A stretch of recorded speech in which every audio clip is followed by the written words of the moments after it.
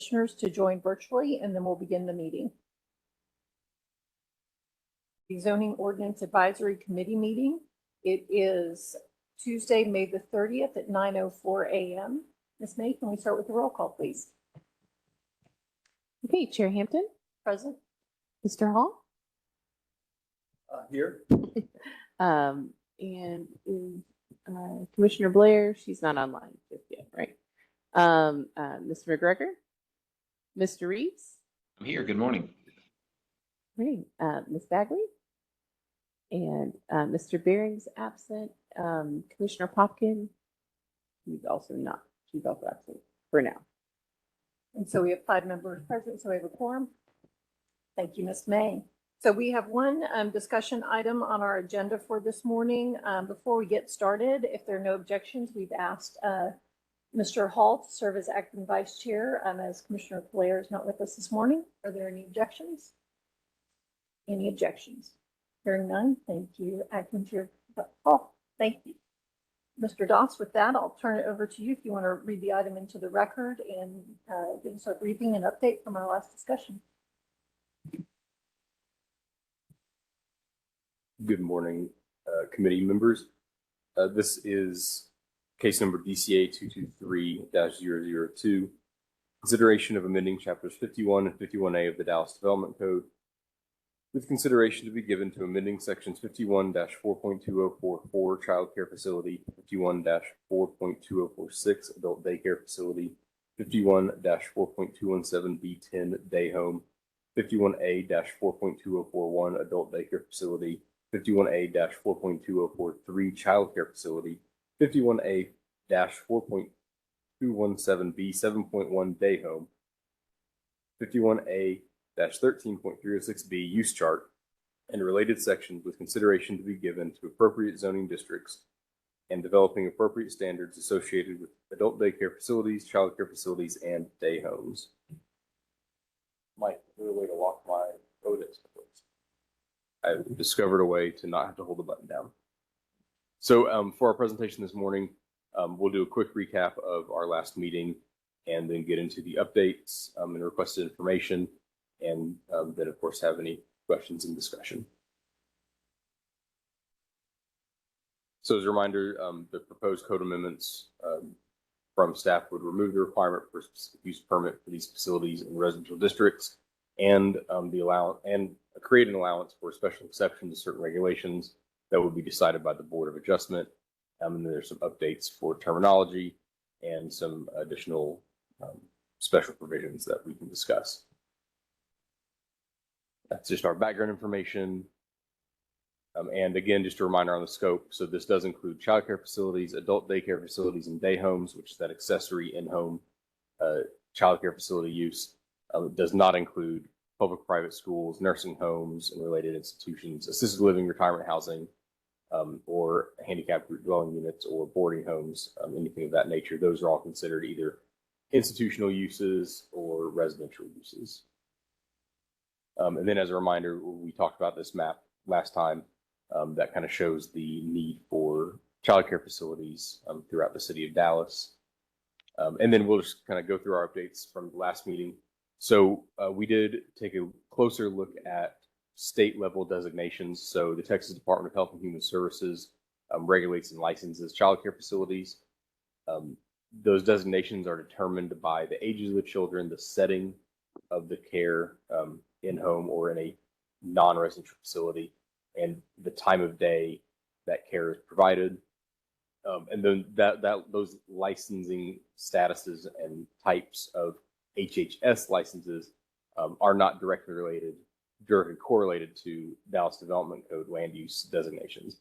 So one example is a child care facility that is owned and operated by a church, located on the same property as the church, and all the employees of the child care facility are church employees. HHS would require a child care program license for that facility. However, because they are providing care for children that are not children of those people, it's not the children's residence, so HHS requires a license, but the development code would consider that child care function to be customarily incidental to the main church use. So that would just be considered as an accessory use.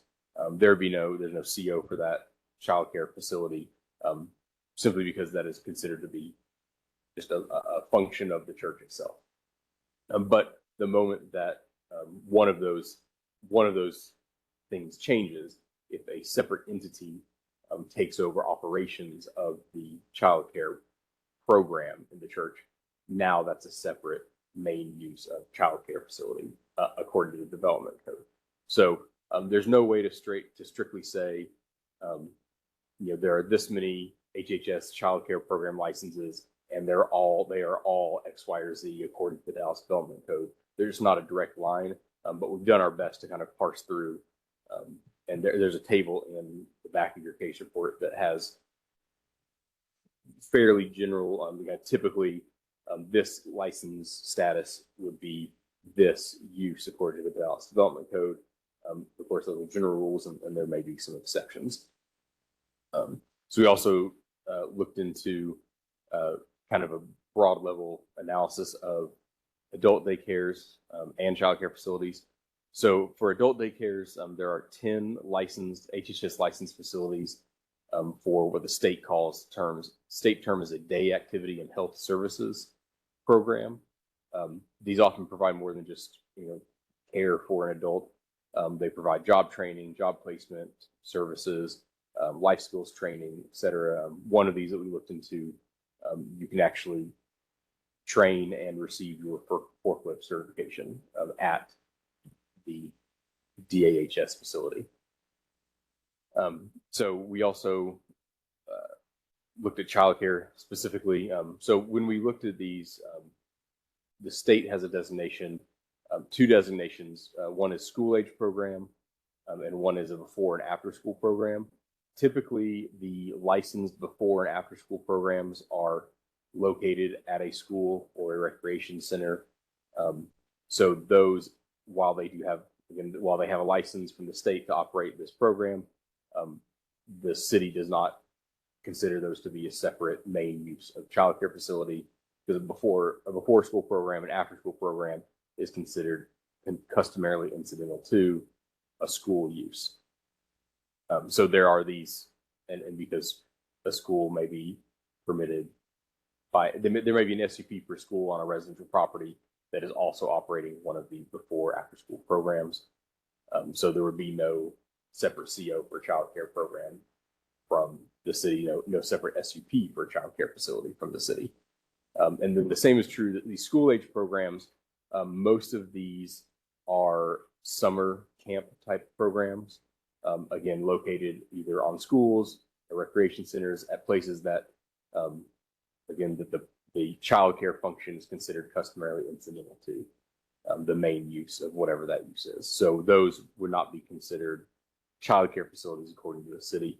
So for our kind of broad numbers, we don't really consider those to be child care facilities. So we're not really talking about those so much. They're included in the totals, but it's something that we wouldn't be changing. That consideration of those uses as accessory would not be changing based on any of these amendments. And I don't know why this slide is here. That's in the wrong spot. So, okay, so actually this is a good time to talk about this. So this chart is distribution of licensed facilities by council district. This does include all licensed facilities. So fairly even distribution by council district, except that District 6 is the only council district that has fewer than 20 facilities. There are only 16 child care facilities licensed by the state in District 6. This is all licensed child care programs in the city of Dallas. And of course, these are, I believe, in the back of the case report as well. There they are. So you can have those.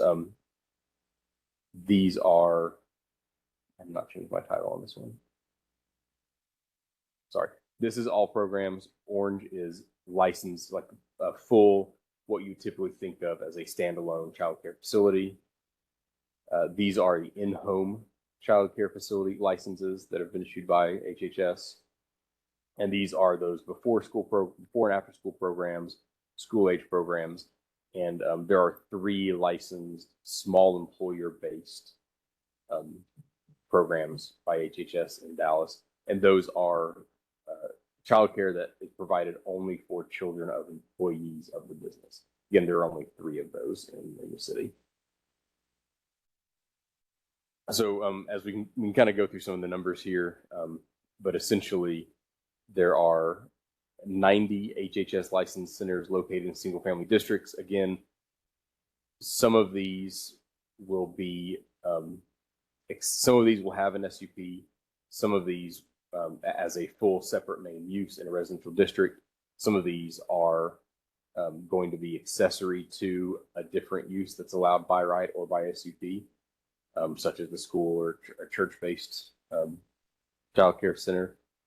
And or if they exist and none of those are the case, then they are not conforming. 87 in-home daycare centers are located in single-family districts. They are allowed by right as a day home, so long as there are no more than 10 attendees. In PDs, we have 85 licensed centers and 15 in-home centers and PDs, and 7 licensed centers and 10 in-home centers located in multifamily districts. For our commercial service and industrial districts, there are 16 licensed child care centers and there are 0 in-home child care centers in these districts. So if there are amendments, if amendments are approved, that would place an SUP requirement for child care facility in CS and industrial districts. Those existing centers would become non-conforming, but they would have all non-conforming rights that are afforded to them by Section 51A-4.704.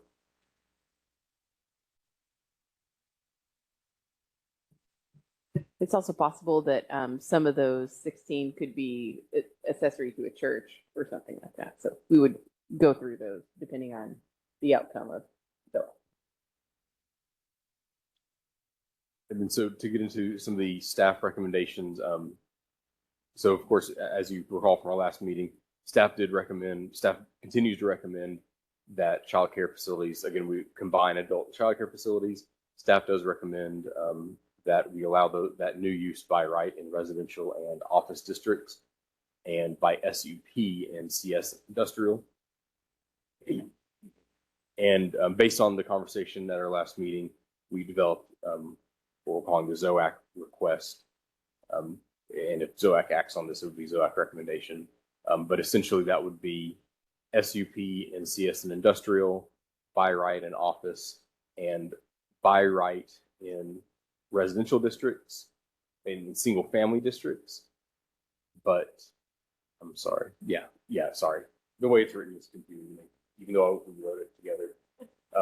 So it would be by right in multifamily districts and by right in single family districts, except within 500 feet of another child or adult care facility, then there would be an SUP requirement. So essentially a 500-foot spacing, but you can apply for an SUP to locate closer than 500 feet to the facility. So we were asked to kind of look into any sort of state level regulation that discusses the kind of co-location of an adult care facility and a child care facility. Staff did not find any state level regulations that would prevent that. However, of the 10 DAHS facilities, adult daycare facilities licensed by the state in Dallas, none of those are in the same location as a child care facility. So it stands to reason that the 2 uses are different enough that they don't co-locate today as 2 separate main uses. So it seems it remains to be seen if they would co-locate if they were the same use. But again, all state level safety regulations would apply if they were in the same location, and all city level CO requirements, inspections, and life safety standards would apply as well. So we talked about spacing requirements. Staff does not recommend the spacing requirement. We did include a potential language, but because of the 4 reasons you see listed here, these are also in the case report. Essentially, staff's opinion is that the HHS licensing requirements, the City of Dallas CO requirements, the current provisions of the Dallas Development Code to address the compatibility of non-residential uses to residential uses and the fact that the current zoning requirements are acting as a barrier to this use being located in places where there's a need. Staff does not recommend that spacing requirement. And then staff has added the same time limit on outdoor activities as exists in day homes. Staff has added in provision that in residential districts, outdoor activities would be limited to the hours of between 7 a.m. and 10 p.m. And then for the board special exceptions, staff recommends that for those special exceptions that we allow the Board of Adjustment to exercise their discretion in determining the amount of deviation from development code standards, because each special exception request would be a specific to the circumstances of that property. So it's really down to the specific needs and specific situation of that property to determine what is an appropriate level of deviation. We have included two options, kind of that would place more onus on the zoning code to determine how much deviation and what the board should consider when determining if a special exception should be made. Option one, you know what these are based on, Sarah? What are these based on?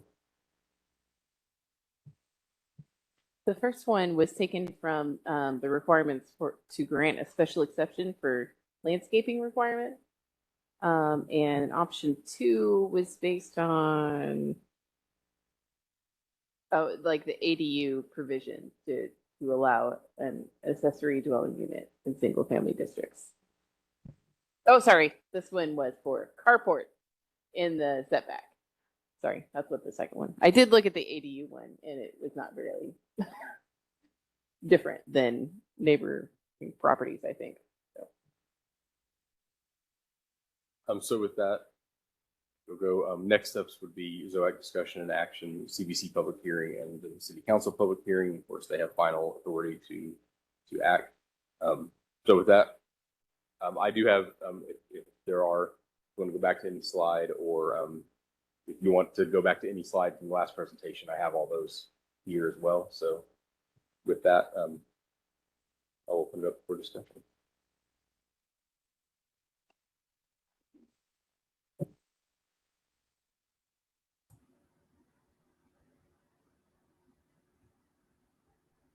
So members, will open it up for discussion. I did want to acknowledge that Commissioner Popkin is with us this morning, and I also believe I saw Commissioner Carpenter. So with that, opening for questions from members. I have a question. Commissioner Carpenter. Yes, if you would go back to the slide with the option one for Board of Adjustment.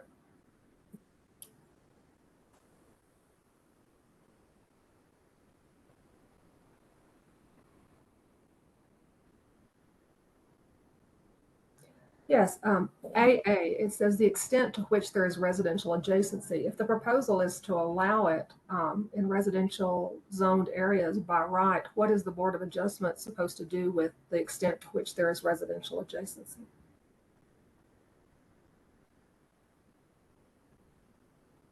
I think the thought was, so when we have another section of code that says that what's it called? I think the section title is called Development Impact Review. And within that section, there's a site plan review. And then within that section, there's a residential adjacency items. And it says a lot has residential adjacency when, and I'm trying to do this from memory, but I think it's when it's within 330 feet of a vacant or developed lot in a residential zoning district. So maybe there's a situation where this child care or adult daycare facility is proposed in the middle of either a very large lot or in a lot that's surrounded by a floodplain or something that it doesn't really have a whole lot of closeness to another residential use, and perhaps that's something the board can consider. But all these are optional and, Sure. up for discussion and, changes at the will of ZOAC. But I think that was the idea behind why we kept it in there, was to consider if there were actually either a potential for residential uses to locate nearby or that they were present, even if they were all residentially zoned. I see what you're saying, but I mean, if this proposal goes forward, then it would be possible for a proposed daycare center to, open up mid-block in an established residential neighborhood. They could, on a single lot, they could replat because they're an institutional use into, a parcel of just about any size. And, if they're mid-block, they would be in an established pattern of a residential neighborhood. And I'm that's the part of this proposal for by right in residential areas that is concerning to me, because I'm not sure that there are many residential property owners that would be thrilled to find a daycare center opening up next to them by right. And so for the Board of Adjustment to be considering the extent to which there is residential adjacency when the ordinance is allowing it by right, anywhere within an established neighborhood, that's where I'm foundering on this.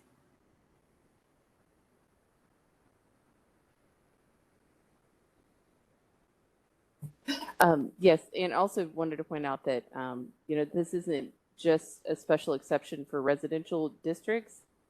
Since the use is allowed in residential and non-residential districts, Sure. that residential adjacency is also applicable to retail districts, if you will. No, I understand that, but if you're a non-residential district and you're supposed to be considering residential adjacency, it seems like if you're a residential district, if you're a solidly residential district, I mean, residential adjacency is even a bigger concern. So, Sure, and that's precisely the reason why it's a criteria that the board must consider. So they must consider, if there's residential adjacency, how that affects, the neighborhood. It's a public hearing. Notices are sent out.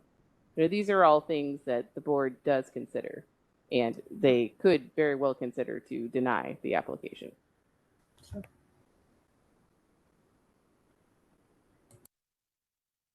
Thank you, Commissioner Carpenter. Did you have any follow-up questions? Not at this point. Thank you. I will ask one follow-up on that. As an institutional use in a residential area, could you speak to what the provisions would be? As I understand, I know we've had some other conversations on where it's a change in lot coverage. There's other variances that are allowed for institutional uses. Could you speak to how staff had evaluated those?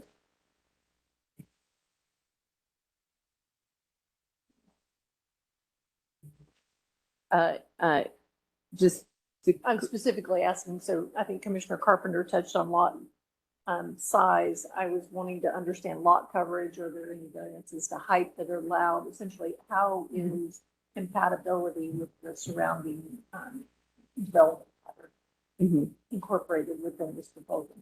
So as far as all the yard, lot, and space regulations go, setbacks are the same for the front yard setback as any for residential and non-residential uses and institutional uses, the other IN. So front yard is the same. The side and rear yard is greater for non-residential uses. Institutional uses are treated as non-residential uses for side and rear. For lot coverage, institutional uses are allowed to cover 60% of the lot with a roof. Although that's pretty rare because we require so much parking. But they are allowed to cover up to 60%. Let's see, lot coverage. Height is allowed to go to any legal height as long as it's compliant with residential proximity slope. which there is none in single family districts, or duplex. No, yeah, there's no RPS in duplex. Let's see. FAR, there's generally no floor area ratio in residential districts. Let's see. Yep, but there's no special institutional uses for FAR. So it's particularly just lot coverage that has the lot coverage and height for the development standards that institutional uses have special relief, if you will, from. Thank you. And I guess because I was going back through some of my notes from our last discussion, and one of the questions was how this use might be evaluated by individual districts. And I guess this is in thinking about residential more broadly, you know, I think I hear it, and what I think about it is, well, it's a smaller, either a house that's been repurposed, or and maybe accessory structures are separate, but that it blends in with the community.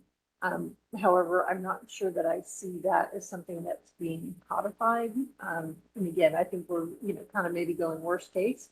But again, that's partly what I think we're challenged to do, is make sure we understand what the implications are with these changes and what would potentially be allowed.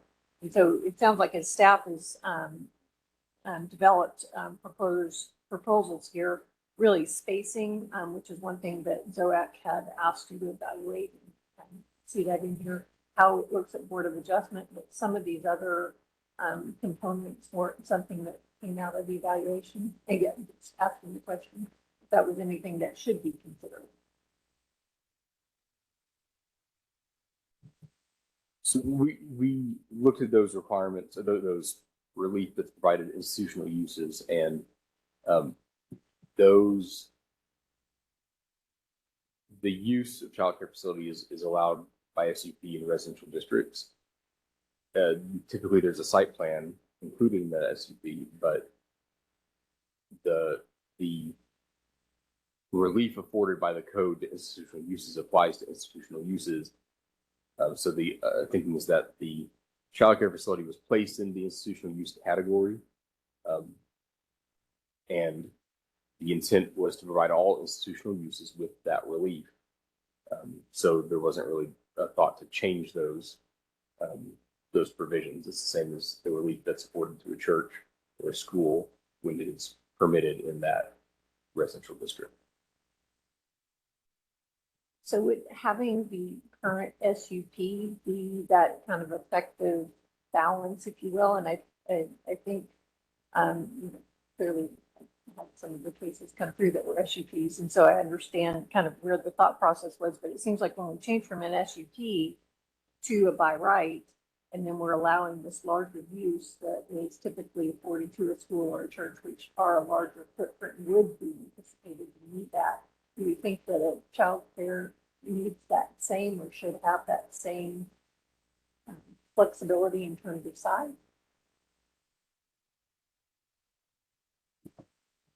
I think that we just don't want to, unless there's some really good scientific or best practice rationale to say they should be on a minimum lot size of X.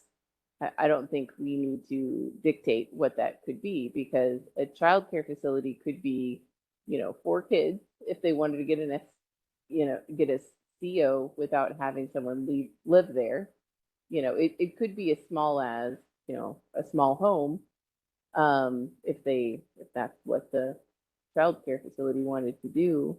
Or it could be a very large, college campus size. Who knows? It could be large or small. And I think that what staff was, our goal was to, again, just remove that barrier, and kind of the way I was thinking about it in particular, not to force Stephen into a hole with me, but if I think that a church building would be a compatible use in a single family home district, why wouldn't a child care facility, if they have the same yard, lot, and space regulations as the church does, You know, I would say that, you know, like if we have a church closed, why not allow a childcare facility to open in the same building without an entry fee? So that's kind of where I was coming from, but. Thank you for that. And I will say, I actually did have one that just came through that was a repurposed church that turned into a child care facility. So that was partly why I was trying to make sure I understood how that was being evaluated. One final question, just as I was going back through my notes, there was a question if there was any service requests identified. Was there anything that staff had found in that regard? So I think I forgot to put that in the report. We talked to code compliance services. They have one service type request that is called land use, and that's all they have. So there's no way to parse down and see if there are specific complaints of really about any one land use. It's all anecdotal. And we did ask that question as well, and it doesn't seem to be any pattern of complaint or service request for child care facilities. Thank you. Just wanted to make sure we confirmed that. Members, other questions? Mr. Hall. Mr. Hall and Mr. McGregor. Could you go back to that, one of your very early slides? I think it showed the child care desert or care facility desert.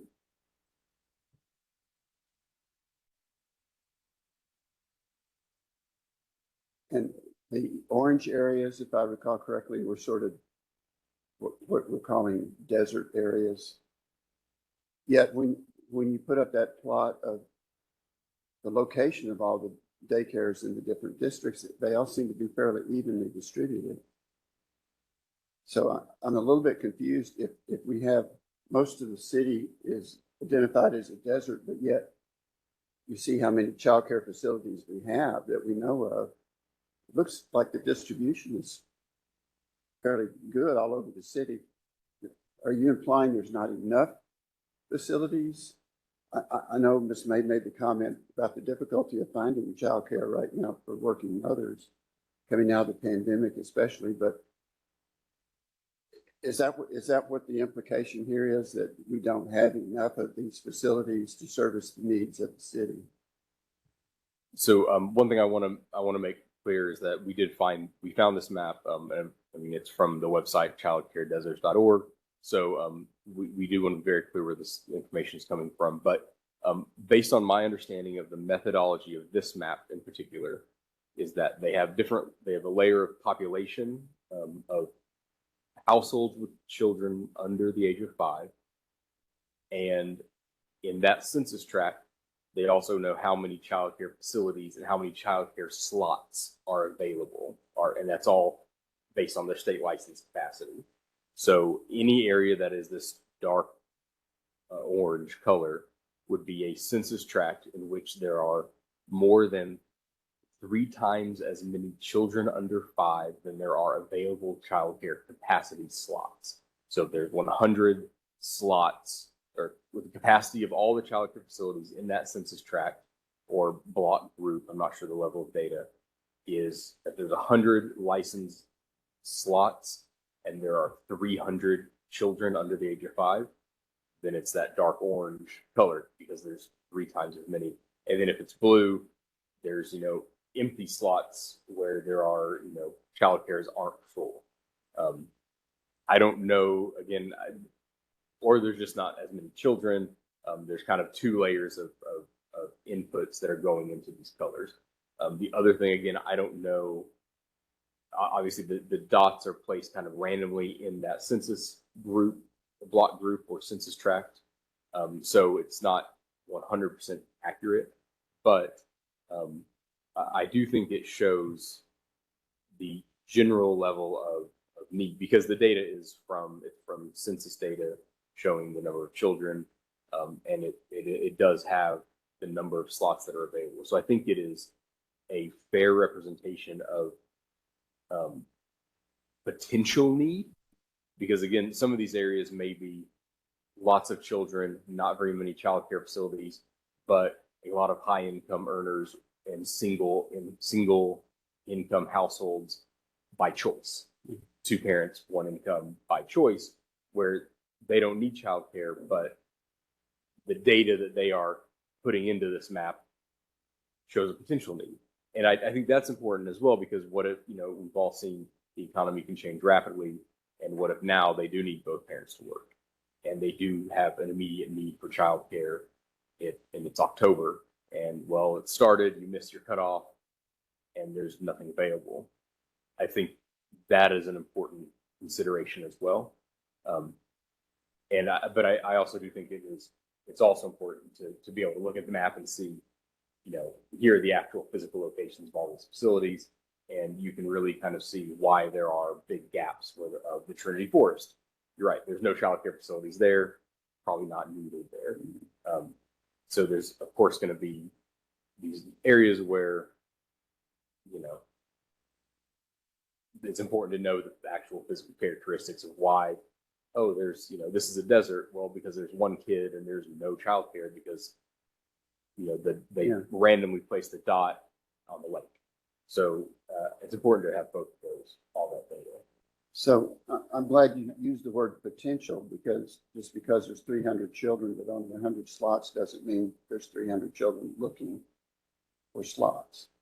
But I guess potentially there could be, but it's hard to build a business model for for that. And I can't imagine childcare is wanting to go in without knowing that there's potential for good business, the business.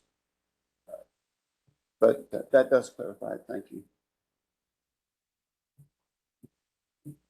Thank you, Madam Chair. I'm trying to understand the additional requirement for child care facilities to have an SUP in commercial and industrial. From a practical standpoint, what does that accomplish? Because my understanding, and tell me if I'm wrong, is an SUP is generally a way to let the neighbors know when a change is happening or something's occurring, so that the neighbors can monitor for nuisance or any other issue. I don't see the neighbors really caring in a CS or industrial district about that. So what the SUP if it's not going to accomplish anything? Thanks.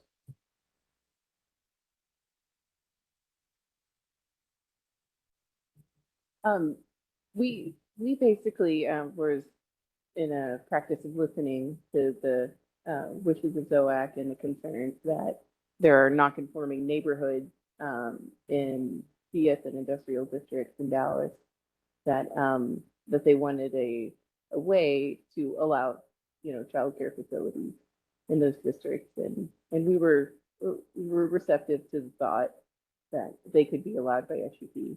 They could also just I think it's more likely that a lot of them might just change to a by right zoning district if they could, just because that's what many uses that are allowed by SUP opt for.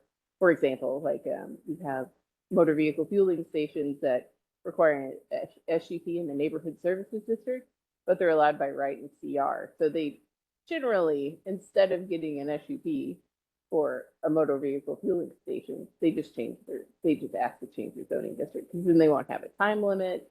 They won't be tied to a site plan. There's a lot less strings attached if you're allowed by right. So we didn't see any harm in allowing them by SUP. Let's see. I think it's a question. I'm not sure. Let me speak. So it's still, if the principle is that we can use more daycare facilities for kids, this is putting in an additional requirement, even if they do change zoning. I mean, that's sort of an obstacle or an additional requirement that I don't really see the benefit for it. I just put it there because it's there, but I don't see the neighbors really finding an issue and coming in and saying, no, you should not have a child care facility. If it were a different kind of establishment, I see that. But, so I guess that was an opinion, not a question. Thank you, Ms. McGregor. Ms. Bagley.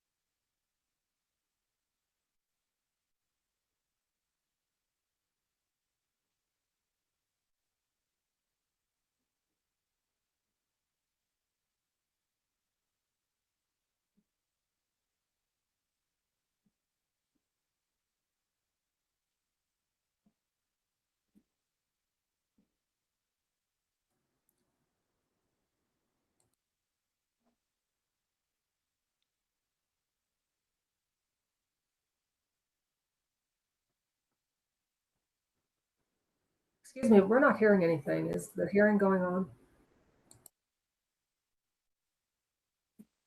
I think we lost him again, or not again today, but just like last time. Sorry, you need to start over. Bagley, if you could please restate for our members online. Thank you. I'm concerned because of both the new daycare center in an industrial area, the impact that daycare center has on the industrial uses, and makes complaints about the concerns of the emissions or the noise or light from the industrial area onto the daycare when the daycare is a newcomer to that area. It's just protecting both uses both ways, because the impact of traffic, big trucks, all sorts of things when you have a higher use area like an industrial or retail area. So it's just to look at it both ways for compatibility. Thank you, Ms. Bagley. Members, are there other discussion, other comments?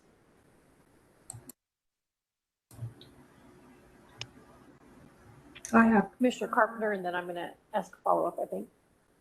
Okay, going back to the CS industrial, I do think it works both ways, because there are areas in the city that the nature of the area is not really heavy commercial or industrial. Those zonings just got overlaid what looks like a traditional family neighborhood. But there are other areas, and in those particular neighborhoods, perhaps it's appropriate to have a daycare center, but the SUP process could sort that out. But there are other neighborhoods or areas of the city that are very appropriately zoned CS and industrial, and the uses that are there go with those zonings. And if you have sand and gravel sales or metal scrap yards or auto body paint places, those would not be the safest places environmentally for children to be, in a daycare center, playing outdoors and that sort of thing. So I think there's a little nuance to that. So I think the SUP provision probably is the best solution right now, because there are situations where a daycare would be appropriate because the surrounding uses in those zonings aren't really injurious to anyone. But there are other areas where the zoning does match the character of the area, and that character of the area would not be conducive to a safe environment for children. And I also want to go back to the whole idea of by right in a residential area, specifically a single family area, because I think we're all very used to and very comfortable with the fact that there are by right options there, either in day homes, where someone lives in a single family home and also takes care of children. And also these institutional uses, the uses that we customarily think of as institutional, the churches and the schools, that tend to be on larger pieces of property than a single family home.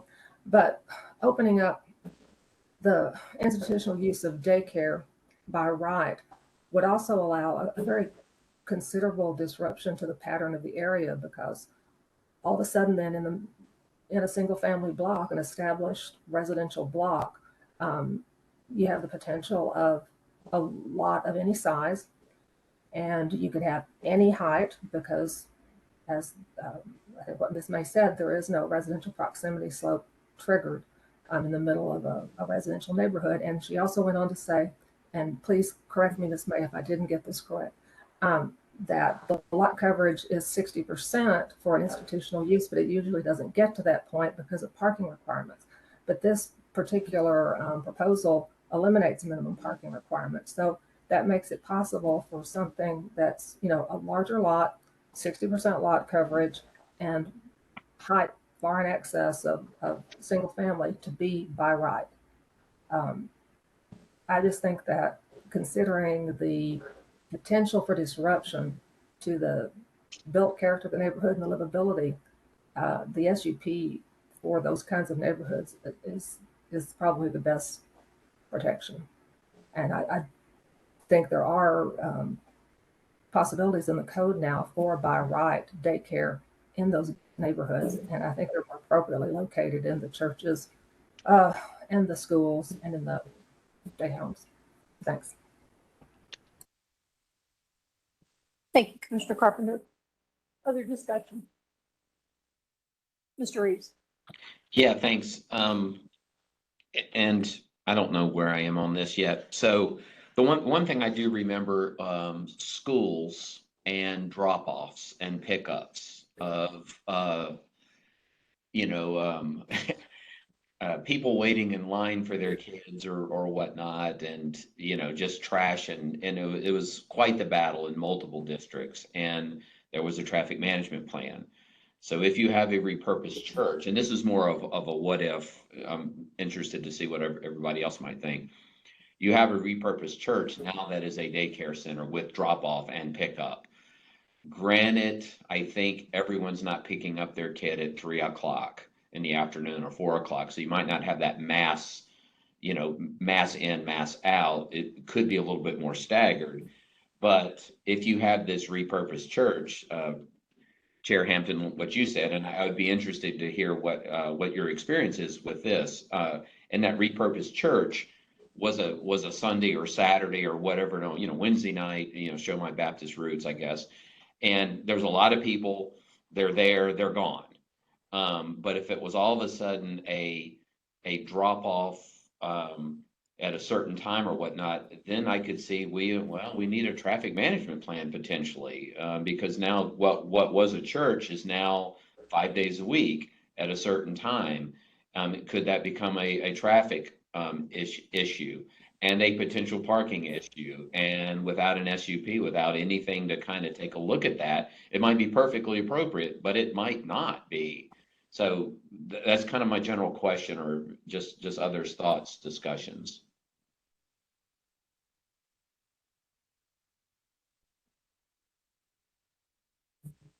Okay, I guess I drew the short straw. I see Mr. Navarez is not here today, but Stephen, do you have anything? So in my conversations with Ms. Navarez, none of the, to my knowledge, none of the SUPs that are currently active for childcare facilities in the residential districts have traffic management plans. He mentioned that, to his knowledge, there's really not, childcare facilities don't create kind of traffic management problems. So I'm to us, that's just not a concern based on our conversations with him. So Chair Hampton, your repurposed church, can you describe what happened there? And I was about to ask a follow-up on that, because I think when you have a repurposed church, by default, you do have a significant area that is actually parked, and probably over-parked even by the current standards between a church and what the current provisions for the daycare would provide. I will say they had to work very diligently to get their outdoor play areas accommodated. There were some that I believe ended up, it was in a multifamily district, not in a single family. And so I think they had more flexibility in terms of what could be in the front yard and in some of the setbacks. But, again, they were also next door to another daycare. So, it was, and again, they did extensive community outreach.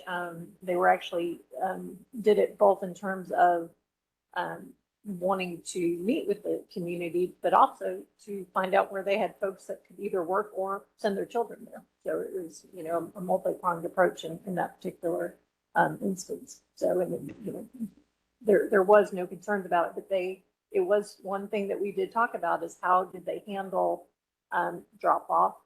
They did have van parking. I think that was one of the things that staff had mentioned in here, is the ability to have transport as a part of the childcare. And that was something that they did offer. But there's also, and I think we had another case that Commissioner Blair mentioned at our last meeting, where how they handle security is also a significant function, I think, for the daycares themselves, that they do recognize that, well, I think we're all hopeful that we're transitioning. Currently, many people do still drive in, drop off, and that's a significant part of how they get children from the cars to the facilities. Hope that helps, Mr. Reed. And so that, and the reason you had those discussions is because they needed an SUP, correct? Correct. Okay, and so do you think that was, in that case, do you think that the SUP served a really good purpose?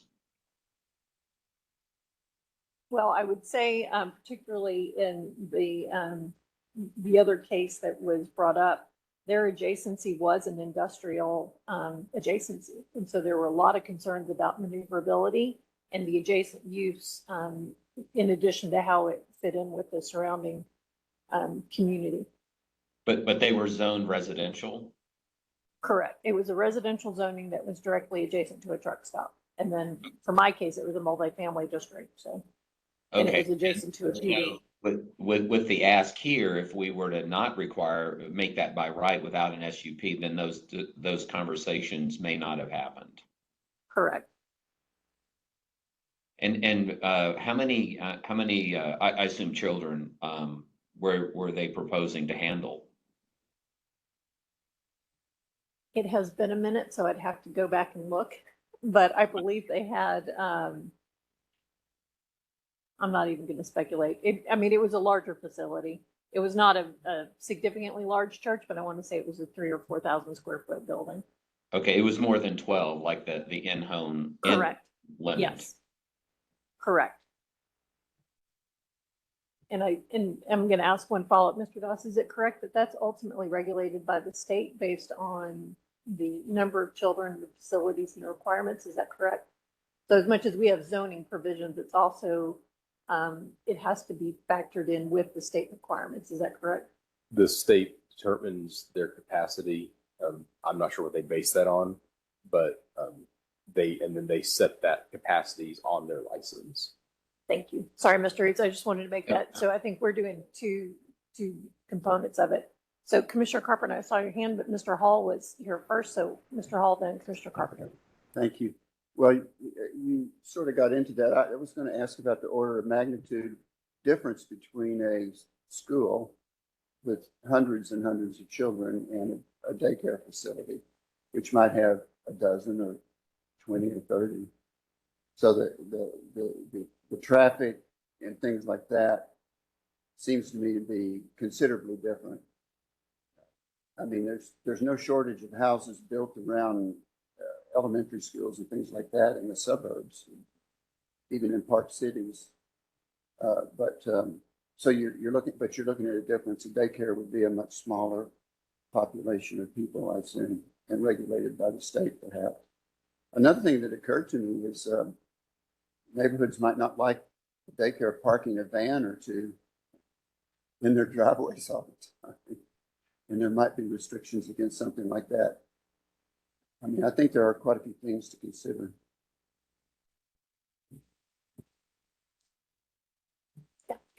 We are also working on a separate amendment with Mr. King that does address passenger vehicles being parked in the front yard setback of residential districts, but we'll get to that later. There are actual restrictions on larger vehicles being parked in a front yard setback in residential districts. Just, May I ask one clarification on that? And stand by, Commissioner Popkin. On the parking in the setback, that was actually something in the case report. Thank you, Mr. Hall, for reminding me. Do I understand correctly? You can park in a front yard setback in multifamily currently. You cannot in single family. Is that correct? Your required parking cannot be in the front yard setback, but you are allowed to park in the front yard setback on an approved surface. So the required parking space has to be behind the building line, but you can park anywhere on your driveway as long as you're not overhanging the sidewalk or extending into the right of way. And I think there's also a distinction between residential uses and non-residential uses. Residential uses, everybody has to have a required parking space behind the front yard setback. But residential uses can have extra parking. They can have their driveway or just like an extra space in the front yard setback, but non-residential uses may not have excess parking in the front yard setback. We do have a lot of non-conforming uses like schools. because that provision didn't show up, I think, until about the 60s. But for non-residential uses and multifamily, I think they cannot park in the front yard setback. I might ask for clarification from staff on multifamily on whether the required parking is allowed to be in the front yard setback. Thank you. I appreciate it. And so Commissioner Carpenter was next and then Commissioner Popkin. My question was going to be for Mr. Doss. Does the state put an upper limit on the number of children that can be cared for in a single child care facility? Or is it totally a certain ratio of children per square footage? To my knowledge, there's not a limit. There's not a hard limit based on like the facility. It's based on size and staffing. All right, thank you. Classroom size and ratio based on age. There's a staffing ratio based on age. So infants require like a more restrictive ratio. 4-year-olds might not require as many staff people, but it's pretty minor. I mean, it's like, I think it's like 10 infants. Sorry, no, I think it's like 4 infants per adult, and then it's like 10 children per adult or something like that when they get older, like 5-year-olds. Okay, thank you. And No, it's also a ratio of classroom size. right. No, Like the classroom size has to be a certain right. size. Because, when I was speaking earlier about us, the provision right now for by right daycare as customarily incidental use of an existing church or a school. I really wasn't talking about, repurposing these institutional facilities, which I think is becoming more of an issue as we get more former church properties and more school properties on the market, and thinking about how those can be repurposed and what challenges they can present. I think, many of those facilities do have fairly ample grounds and, have adequate room for considerable amount of queuing and dropping off and picking up. But then others, just simply do not. They're tiny schools, tiny churches with very small grounds, and those present different challenges. So I'm still trying to figure out, I'm still coming down fairly heavily on the SUP in those situations as being the best controlling mechanism. But thank you. Thank you, Commissioner Carpenter. Commissioner Popkin. We can't hear you, Commissioner Popkin.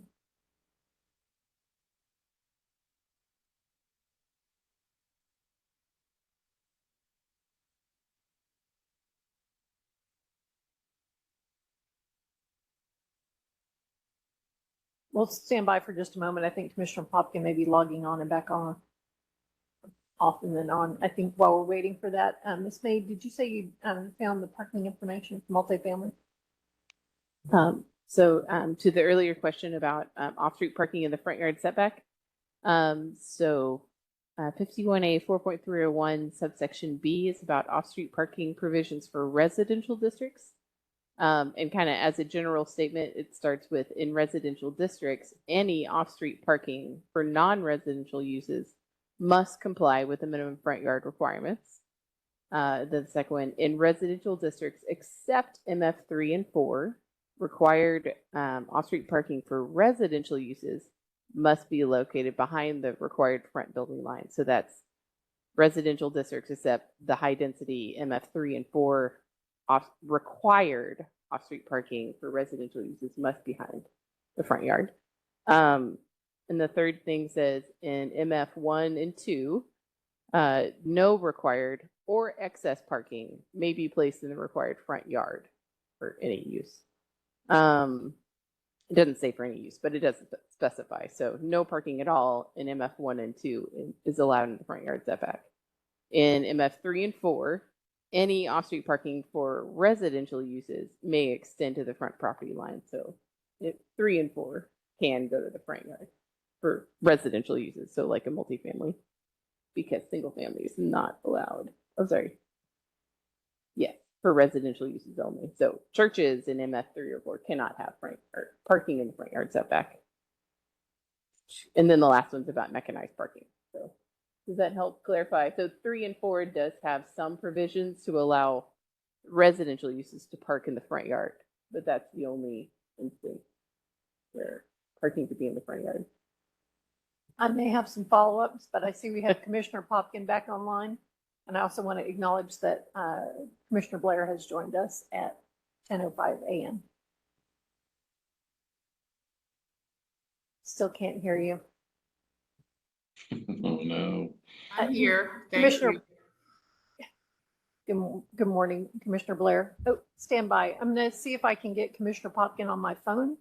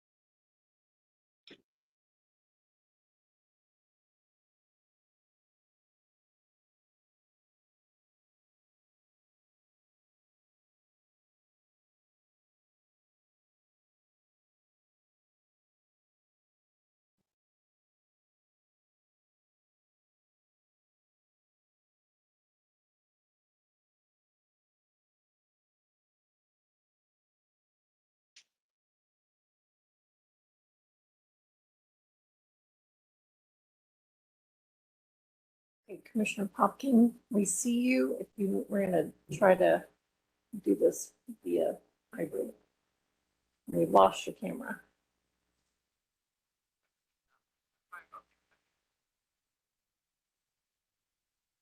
So members online, can you hear Commissioner Popkin? No. No.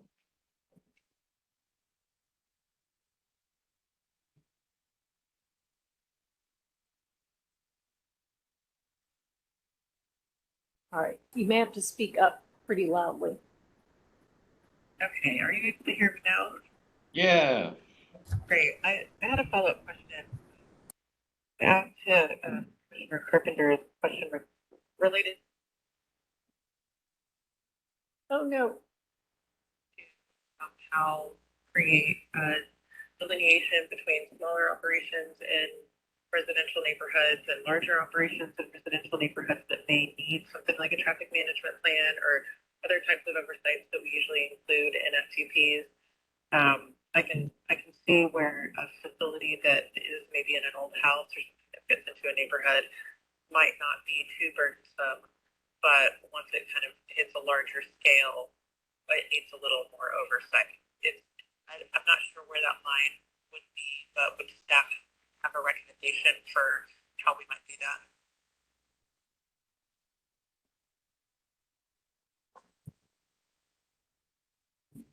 So I think I heard one of the questions was if there are some ideas that we can come up with maybe to differentiate the smaller scale and the larger scale day cares, whatever we want to call them. And one of those criteria might be to help address the question about traffic management plans. And I did want to just mention, and Stephen was going to talk more about it generally, and then I interrupted him.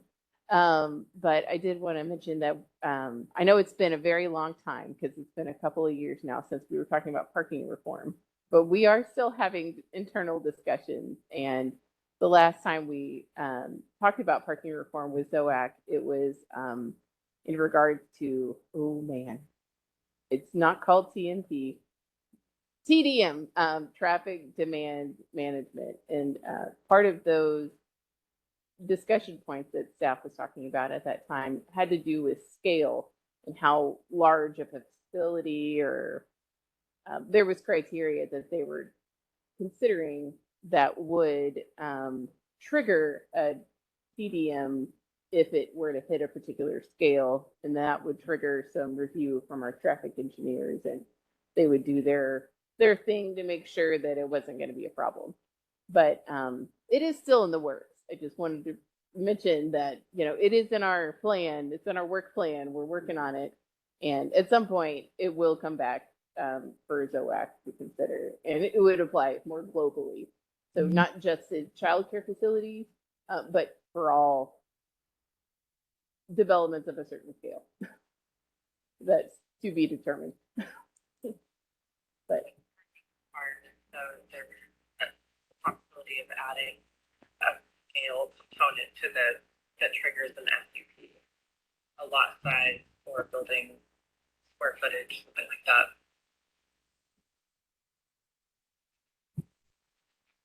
Dropping kids off and maybe parking there. So Commissioner Popkin, I'm going to try to restate it and nod if I've gotten this correct. The question is, were there other considerations beyond parking related to the scale that would either trigger an SUP or other considerations that staff would suggest? So that does exist today in the difference between a day home and a full-fledged childcare facility. Today that's 10. We're proposing that to be 12 to align with state licensing regulations. But I don't know.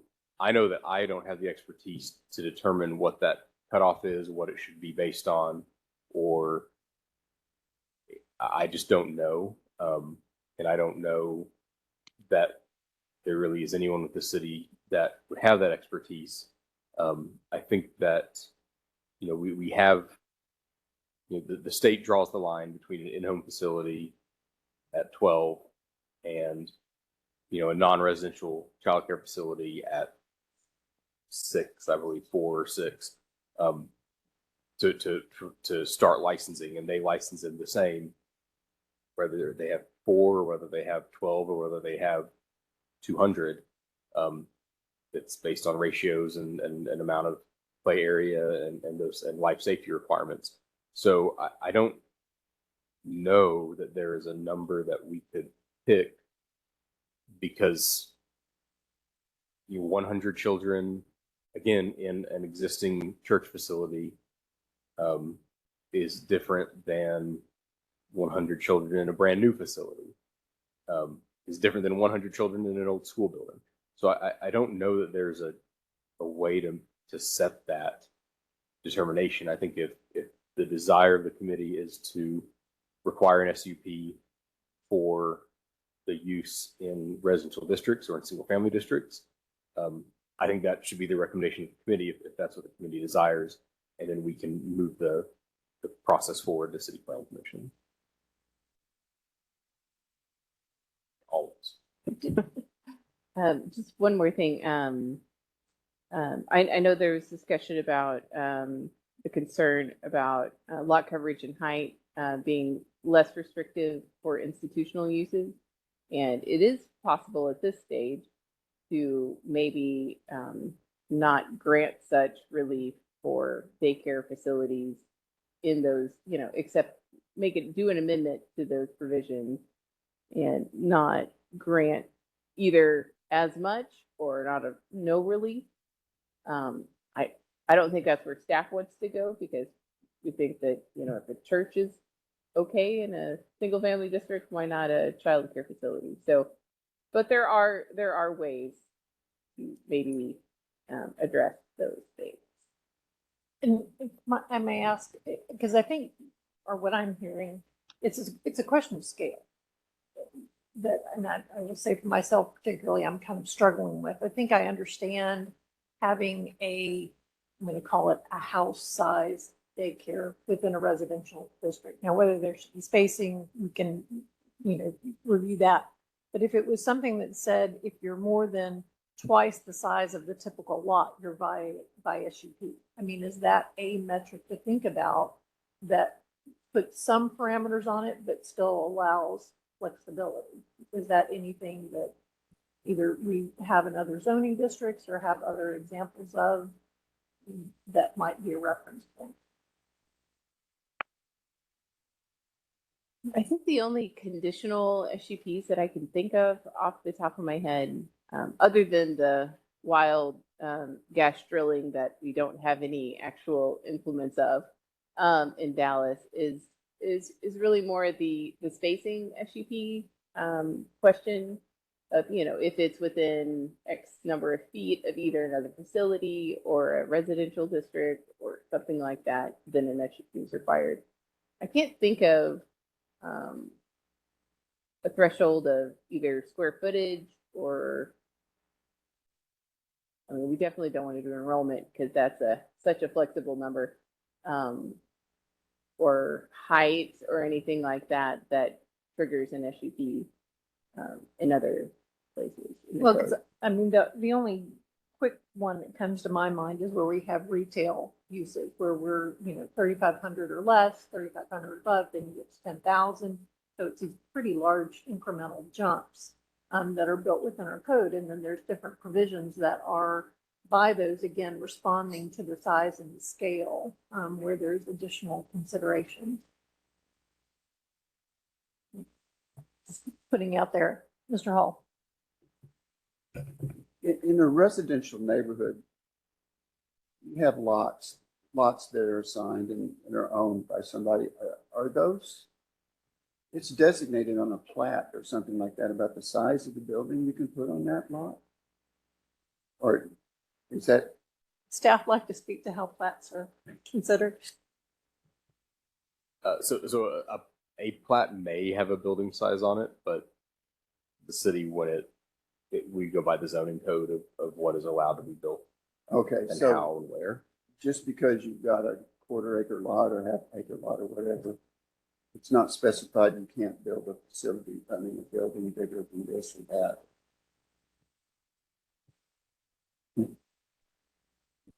Mr. Doss. Sorry. Is it correct that on a lot that what governs it would be, if I've got a quarter-acre lot and I'm in whatever zoning district, it's the setbacks, it's the lot coverage, and then ultimately height. So it defines the envelope, but it doesn't necessarily require you to build that. That's just kind of the maximum parameters. So I guess what I was wondering about, if you had a existing house that you converted, it fits right into the lot, but if you came in and tore that house down and built a facility twice as big as that house again, whatever, it could potentially be allowed. Okay, thank you. And I saw a hand, Commissioner Blair, and then Commissioner Carpenter. And going along the lines with Mr. Hall, in residential neighborhoods, if we're saying that this is that child care, adult care can be provided in residential communities, how do we manage the removal of permeable or the placing of non-permeable material that changes the water table, especially if we don't have any regulations that says that you've now converted a residential community to daycares, adult daycares, rooming houses, if we don't manage who is where and what services providing in a residential, in a typical residential neighborhood. So a few things. We are working on another code amendment. Lori Levy is working on an impervious coverage code amendment, but we're still workshopping it internally, seeing if it makes sense to other departments, and we're also having discussions with like home builders and those groups where we are considering maximum impervious coverage in the front yard in residential districts is basically what we're thinking about right now. So that would be a separate discussion for that. But generally, what we have right now is engineering kind of regulates the stormwater runoff and regulations of those civil engineering nature. Can I continue? If I have another question, if that's okay.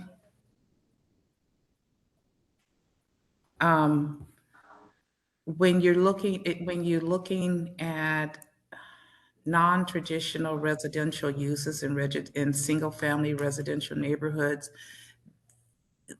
there seems to be a focus to move away from traditional residential neighborhoods with the allowance of daycares, boarding houses, extended care facilities, and adult daycares. How do we as a community protect single family residential communities if we remove the need for SUP, if we remove the needs for limiting what can go into a neighborhood and how close they can be provided? I know that if in the past we have had zoning requests that will put what are they called? Boarding houses or boarding house type facilities that should be 1,000 feet from each other, right next to each other, that then removes the changes, the use in the community. How do we protect those communities if we're going to allow this use in single family? Now I can see it I can see it in commercial type services where you have more of an opportunity to provide those services, but how do we protect single family uses in single family neighborhoods? I guess that's the bottom question. So staff's recommendation is that we allow them by right and allow the existing provisions in the development code that address the compatibility of non-residential uses in residential districts to govern that. That's staff's recommendation. If, of course, if ZOAC, City Plan Commission, City Council have different, ultimately, City Council through CPC and ZOAC is the final decision maker on this. But staff's recommendation is, again, to allow the existing provisions that address those issues to work and have that effect. And I will say that the process, if we're talking about these other, boarding houses going within 1,000 feet of each other, that process that you spoke of, that is the mechanism that exists to govern whether or not those things occur.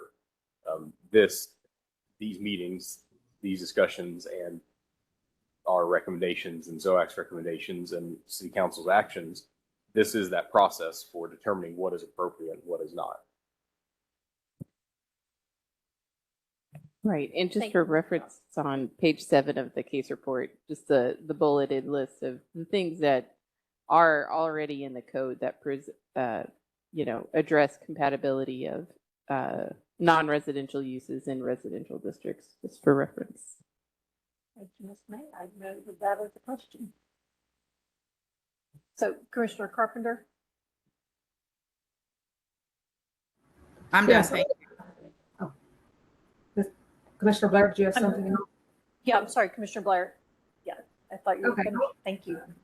I want to go back to the discussion of where parking is allowed, because I know Ms. May read out various provisions in the code that deal with required and non-required parking. But if I'm understanding correctly, the proposal here is to not require any parking for these uses. So if that is the case, if non-required parking is allowed in the front yard in a residential area, does that mean these any new daycare centers could have all of their parking in the front yard? They wouldn't even have to go to the Board of Adjustment? No. So section 51A-4.304 is off-street parking.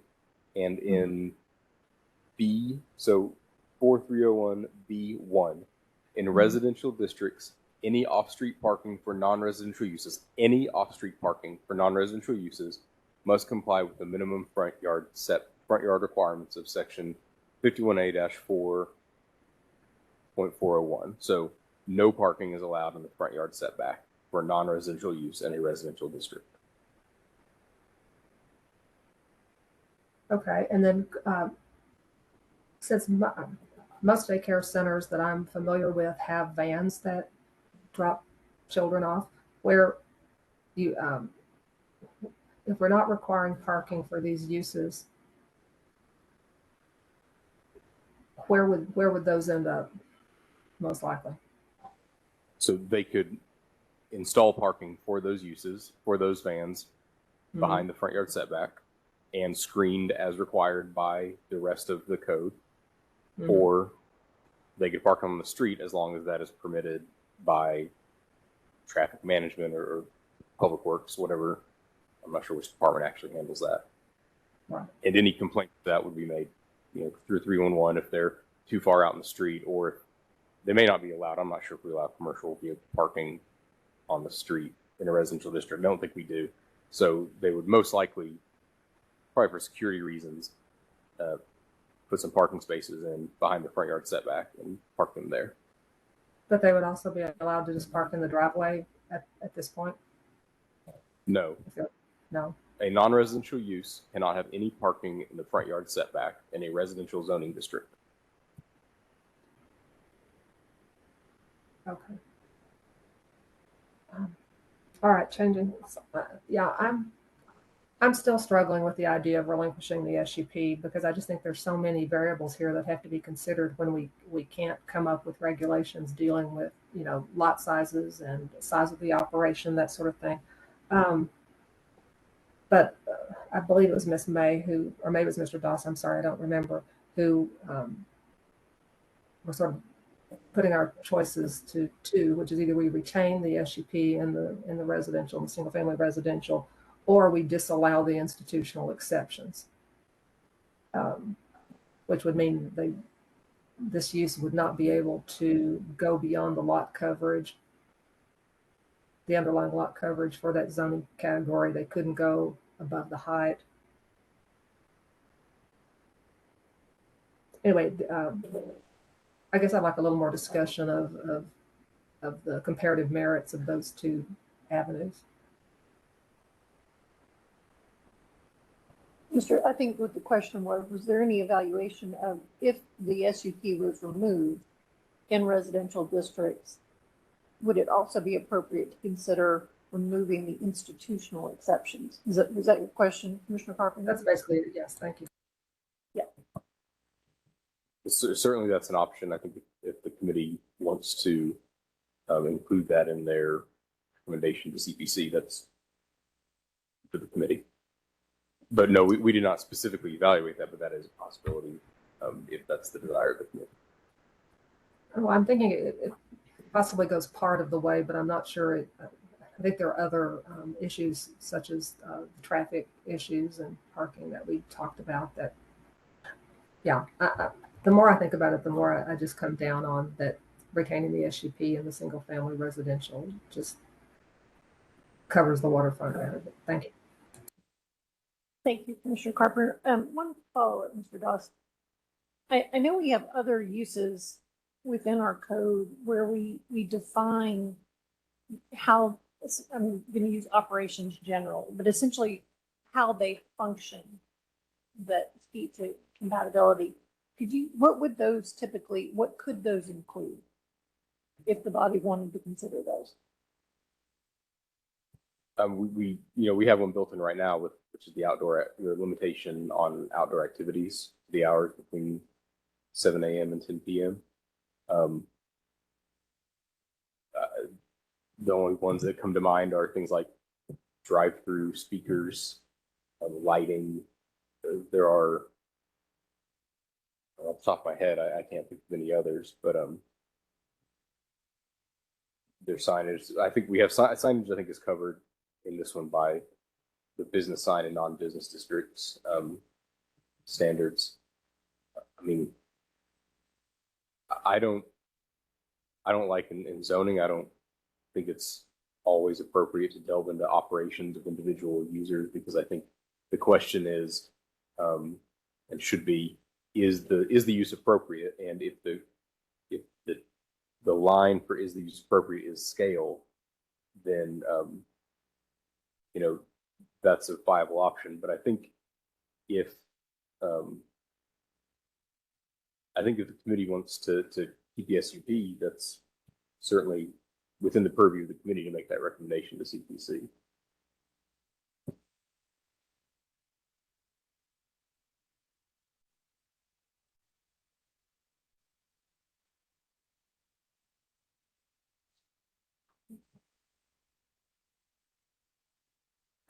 I'm going to ask one more follow-up if I may. So I know one of the other things we've talked about is, and again, I use the reference of, we talk about our retail uses, in a sliding scale. So if it is scale, and I'm going to go back to, I think it was Mr. Reeves who made the observation, what other types of recent cases have we had? They were tied to a site plan review. So we had all these conversations about where is the loading, where does the parking happen? What does the fence look like? And again, it's trying to, I guess where I'm having a difficult time is, I know all the things we look at when we look at a site plan, but we evaluate them in the context of a particular site. So we're trying to make this broadly enough that there's flexibility to meet other needs that we, unknown. But scale seems to be the thing I hear us going back to. And it's relative to residential districts. And Mr. Doss, hopefully. So I think if I may, I think scale by itself doesn't get us there, because I think we're having trouble pinpointing what is the actual problem. Is the scale the scale contribute to the traffic problem? Does scale contribute to noise? Does scale contribute to X, Y, or Z?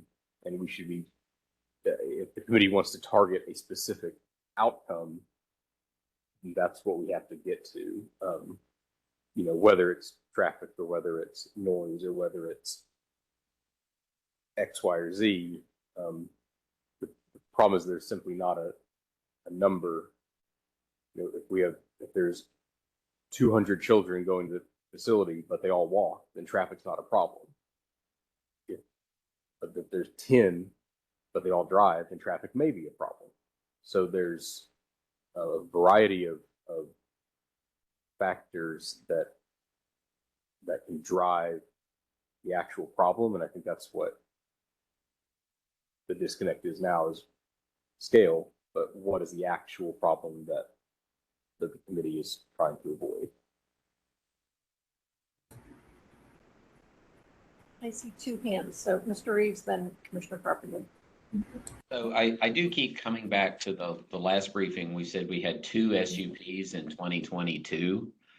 So, again, SUPs in residential, it's not like there's thousands of them and it's bottling up everything. Unless, if we were to say, you know, this is by right, no SUP in residential districts, all of a sudden there's like 100 applicants immediately the next day, then there's a reason that there's not 100 applicants today, because they know that they probably couldn't get their SUP. If you see what I'm saying. So I have come back to the, you know, just, I understand what you're saying, but I think there is something about residential adjacency. And on page 13 of the staff report, on page 13 of the staff report, item E, Romanet 1, it says when this use is located within a residential district and has residential adjacency as defined by section 51A, blah, blah, blah, blah, blah. What is the definition of residential adjacency? Because I'm hearing that is an issue if it's residential adjacency as an adjacency to an industrial area as well. Chair Hampton's case, for example, what she said, that church was in a single family, but it was adjacent to, you know, industrial or commercial services or something.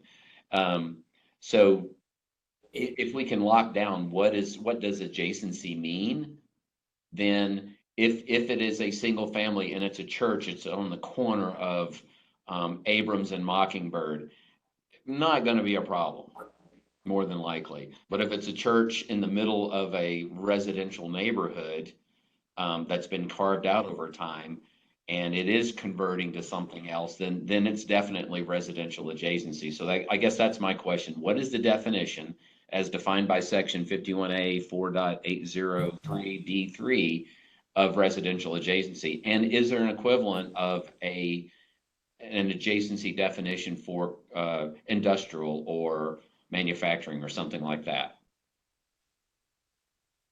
So I'm in 51A-4.803D3.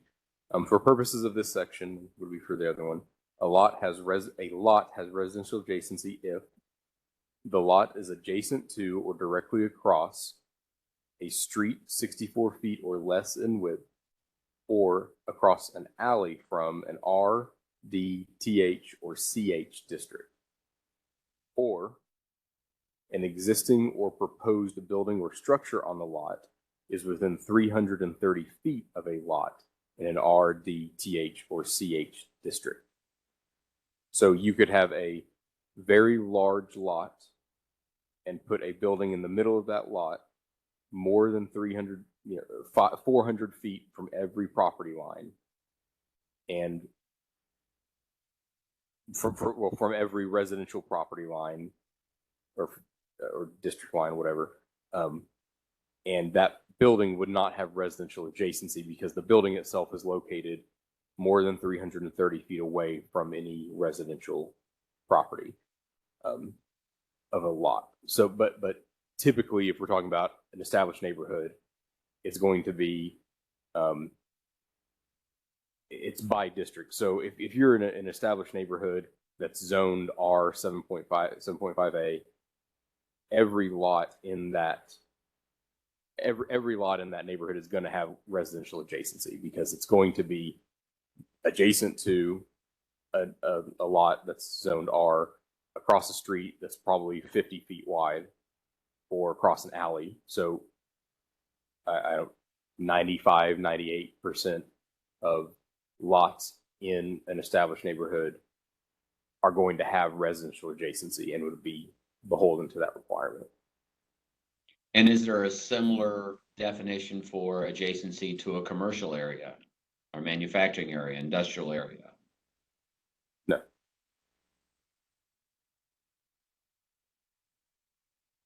Because I do agree that Ms. Bagley said a while back that with the SUP in an industrial area, it is also to protect those that have been there operating in that industrial area where they've been driving trucks across this and all of a sudden they've got drop off and kids that they've never had before.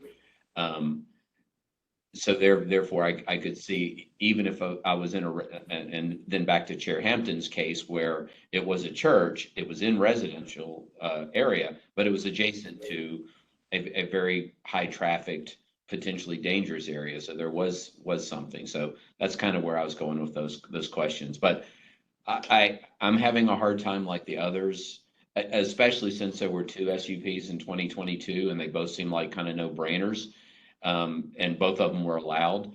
And unless there is some sort of threshold, like if you're going to have 6 or less, I'm just throwing out numbers. If you have 3 or less participants, or 6 or less participants, and you're in a single family neighborhood, then maybe that's allowed by right. But if as soon as you go over that, it's not, it requires an SUP. Or if you have, to Chair Hampton's thing, if it's over 3,500 square feet and this number of participants, then you need the SUP. Just some sort of catch protection or whatnot if we wanted to go the SUP route. But again, there was 2 in 2022, so I'm not seeing a big issue, I guess, one way or the other.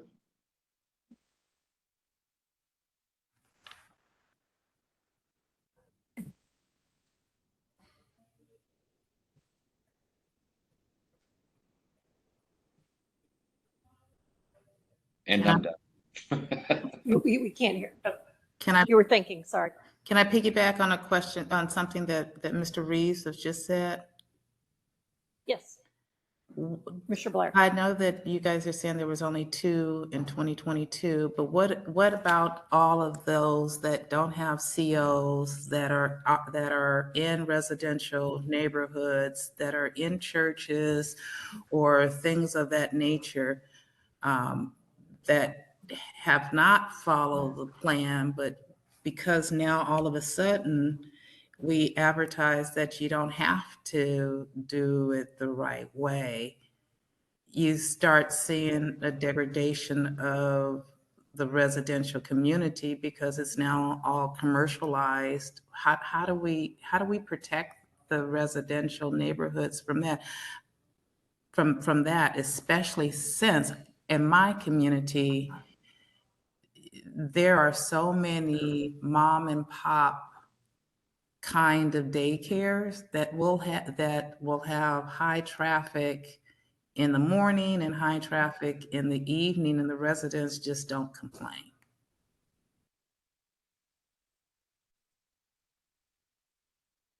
So I do want to make one correction. I believe there were actually 6 SUPs approved in 2022.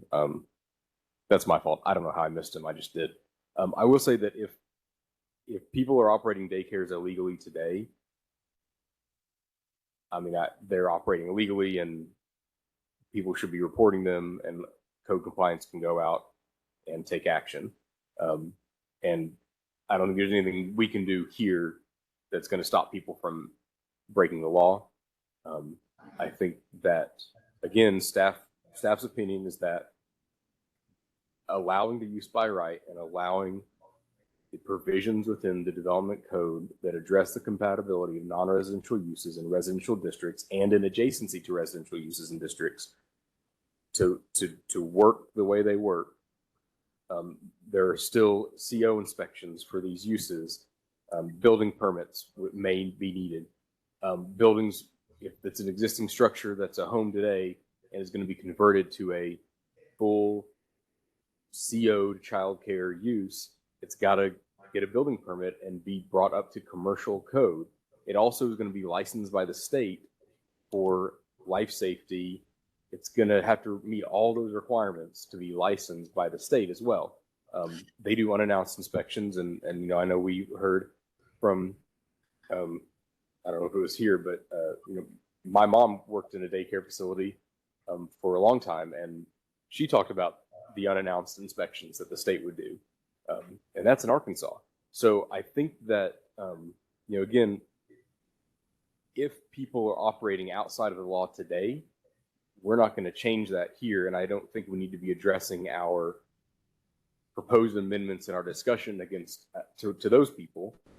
Those should be reported, and code compliance can take action as needed. Again, if the committee has specific what I'm saying is recommendations for outcomes, then we can address those.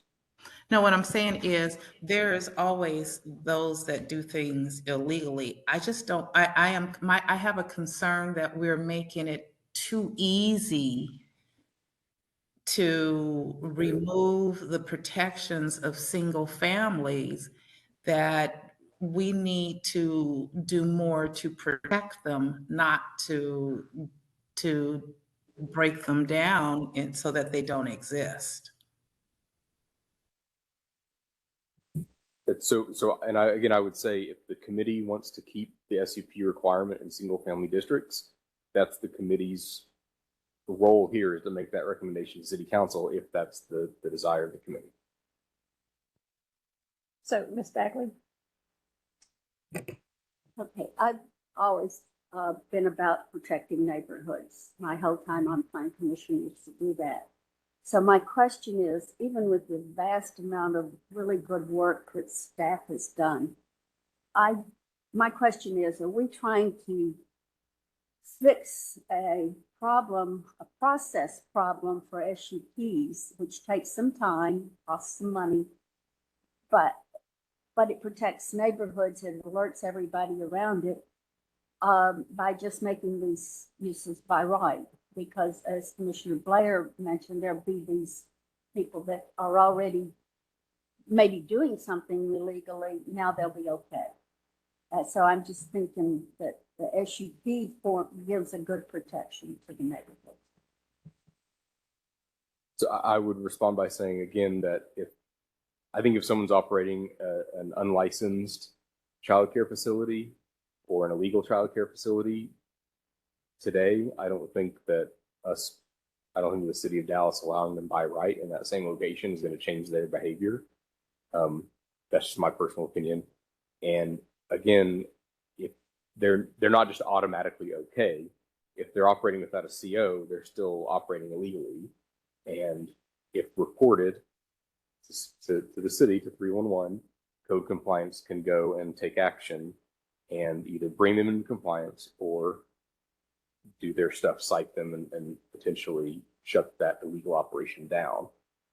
If someone is operating illegally today and all of a sudden they come to public hearing and they find out that, this is legal now, I can do this, and I want to be legal, then one, I think that shows that there's a demand for the use in the location that is going either unmet or met in an unsafe way.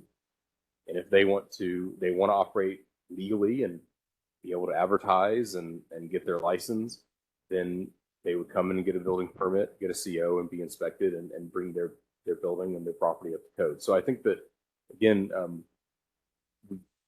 it's really hard to police behavior through the zoning code. I think we need to be setting standards for the uses and allowing them where the city feels it's appropriate, and permitting them by SUP where the city feels it's appropriate. And again, this is the process that happens through. Committee makes a recommendation to City Plan Commission, CBC makes a recommendation to City Council, and City Council makes the decision.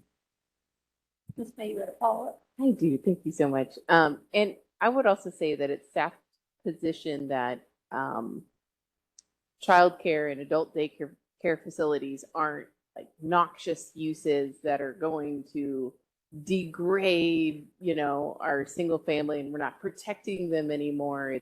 It's not a noxious use, in our opinion, to have people of the community in the community. And, holistically, it's safer for people to stay within their community from their homes. You're not traveling as far, having the danger of being in a car accident, there's just lots of great benefits to have these services in the community where people live. And that's why we would like to remove this barrier. There's already a lot of barriers for childcare facilities to operate. And we just think this would be one that they could maybe do without. Thank you, Ms. May. So I think we've had a few rounds of discussion on this today. I'm not quite sure we've got clarity, but I'm going to suggest that we start by maybe looking at the proposed amendments and trying to go through some that I think we may have agreement on and maybe come back to the districts at the last. So I'm on page 11 of our staff report, which are the proposed amendments. And so under item 1, we're striking, or it's proposed to strike adult daycare and its additional provisions, and then include it within child or adult care facility.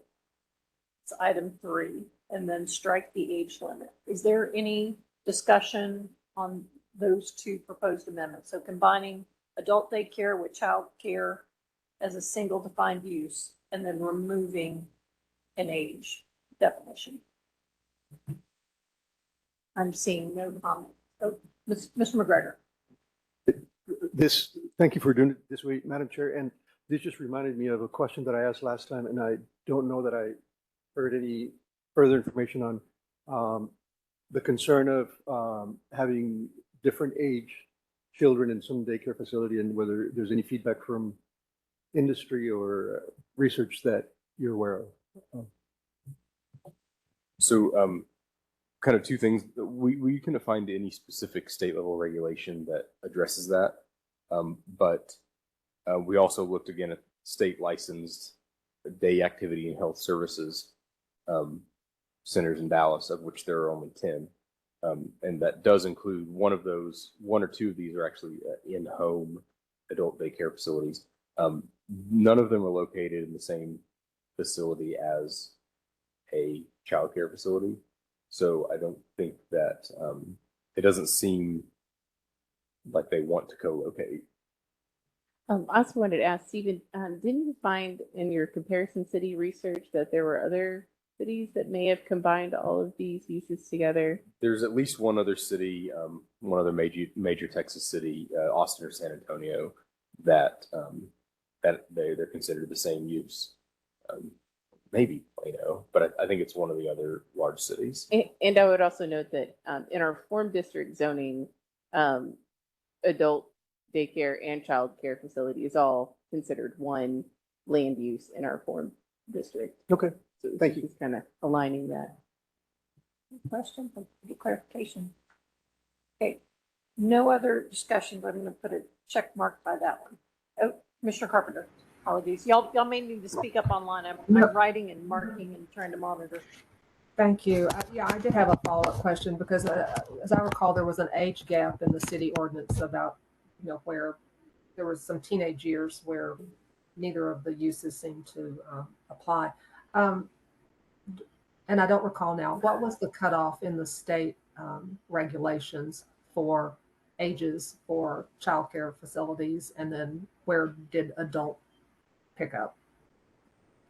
So for childcare at the HHS level, it was 13 or under, which aligned with the city's reg of under 14. Right. But at the adult level, there's not a cutoff specifically in the state language. In city language, we have 18 or older for adult daycare. So there's that gap where if you're 14, 15, 16, or 17, and you're not in school, okay, I guess so you're going to stay home or you're going to skateboard. So removing the gap doesn't put us in conflict with any of the state regulations. That's correct. Thank you. Thank you, Commissioner Carpenter. So the next items within the Romanettes under item 3, there were some clarification on language to match current agencies. Any discussion there? Okay, seeing none. I'm going to hold on discussing districts for just a moment so that we can come back, because I think we're going to have conversation there. So I'm going to skip pages 12 and 13 for the moment and move on to accessory uses 217, 7.1 day home. So there's clarifications, and Mr. Doss, I can read these, or I don't know if you want to give any context to them. So it's more than 3 persons of any age, which is a revision from the current language. And then clarifying not including persons in foster care or related to the owner of the residence. So there was a little bit of confusing language in the original ordinance and in our first set of proposed amendments, but essentially, the goal is to not household living, whether that's a family that is related, the children or the people being cared for are related by blood marriage or adoption to the owner / operator. Basically, the goal is to not consider household living or a large foster family as a day home.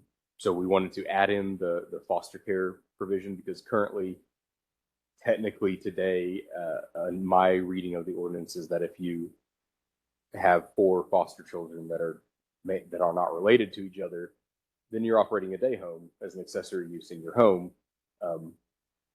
That's not the function of day home. So we added in the foster care bit, and then essentially the result of this is if you're providing care or supervision to 3 or more persons who do not reside at that home, you are now considered to be an accessory use, a day home.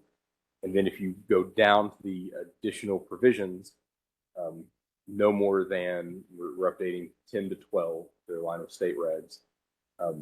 You then count, but you have to count the people in foster care or dependent adults or children in that overall total.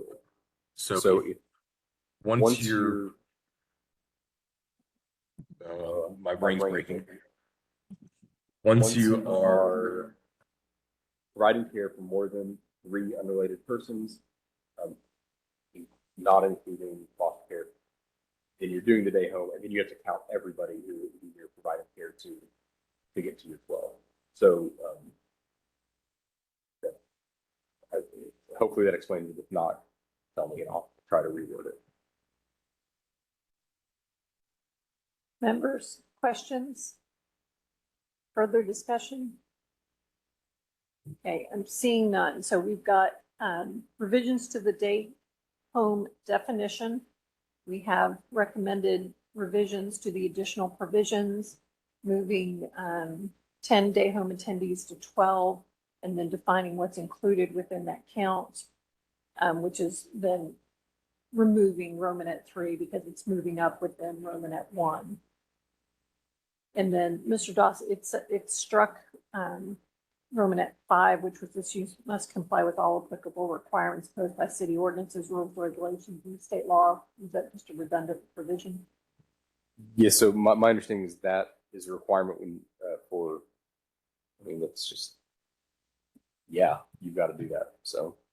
No, just since we're striking it, thought we'd make sure we've asked the question. All right, so that brings us back to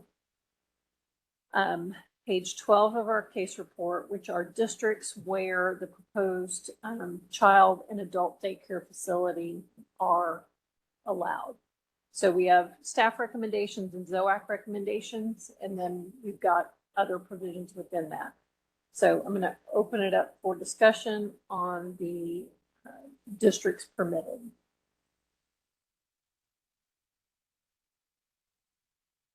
Anyone want to take a first pass? Mr. McGregor, followed by Commissioner Carp. Thank you, Madam Chair. I know that there seems to be sort of a broader philosophical thought about how restricted to be on the issue of the SUPs and in residential areas. I tend to follow staff's recommendation. I do think that daycare facility, child daycare facilities and adult daycare facilities are not, don't hurt the character of the neighborhood, are not facilities that would in any way be a nuisance or, in fact, quite the opposite. It seems to me a child care facility, just by the nature of the work it does, is sort of a softening of an operation in the home. I can think of a mom wanting to stay home to take care of her kids and then augmenting her income by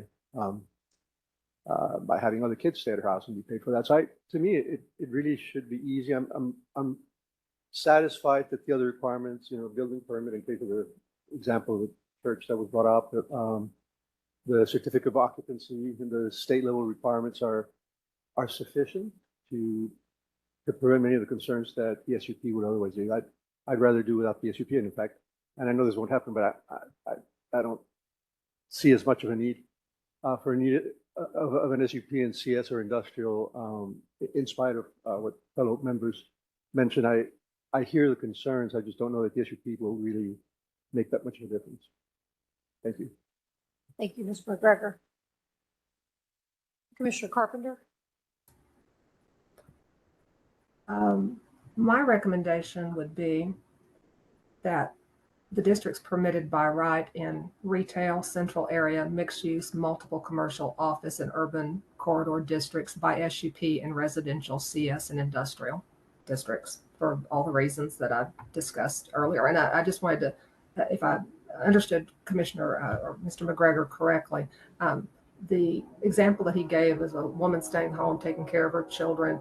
They also wanted to take care of other children at her home. That would be a day home use and not the daycare use that we're talking about here. That use is already in the code by right. I mean, there are licensing requirements, but anyway, that's my recommendation. That basically staff recommendation, except that we put residential with the SUP, and we put by SUP, then would be in residential, CS, and industrial. Thank you, Commissioner Carpenter. Other discussion? And members, you are postage site stamps at a screen across the room, so you may need to speak up.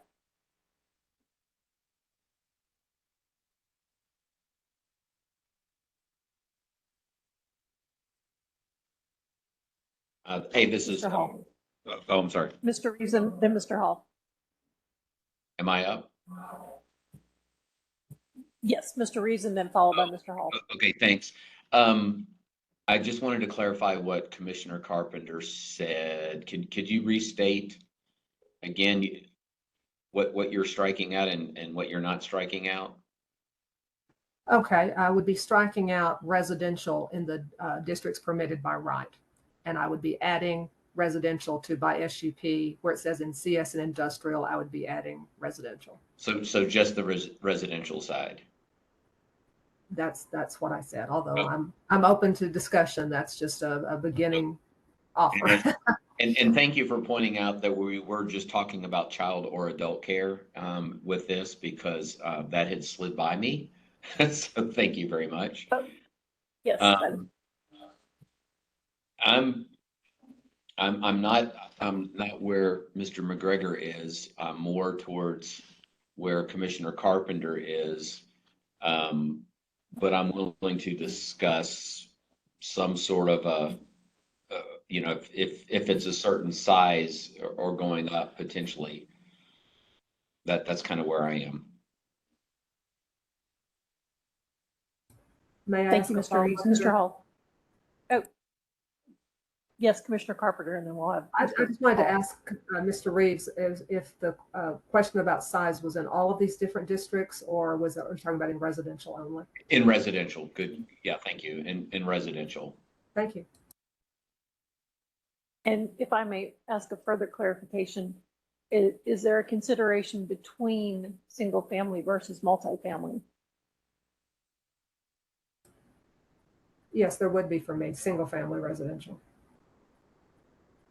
I Thank you. think I'm there Mr. too. Hall. Yeah. Okay. Yeah, and also if there's an adjacency, not only the number, but also the adjacency, because as we discovered that there's a definition of residential adjacency, there's no definition of like a commercial manufacturing industrial adjacency.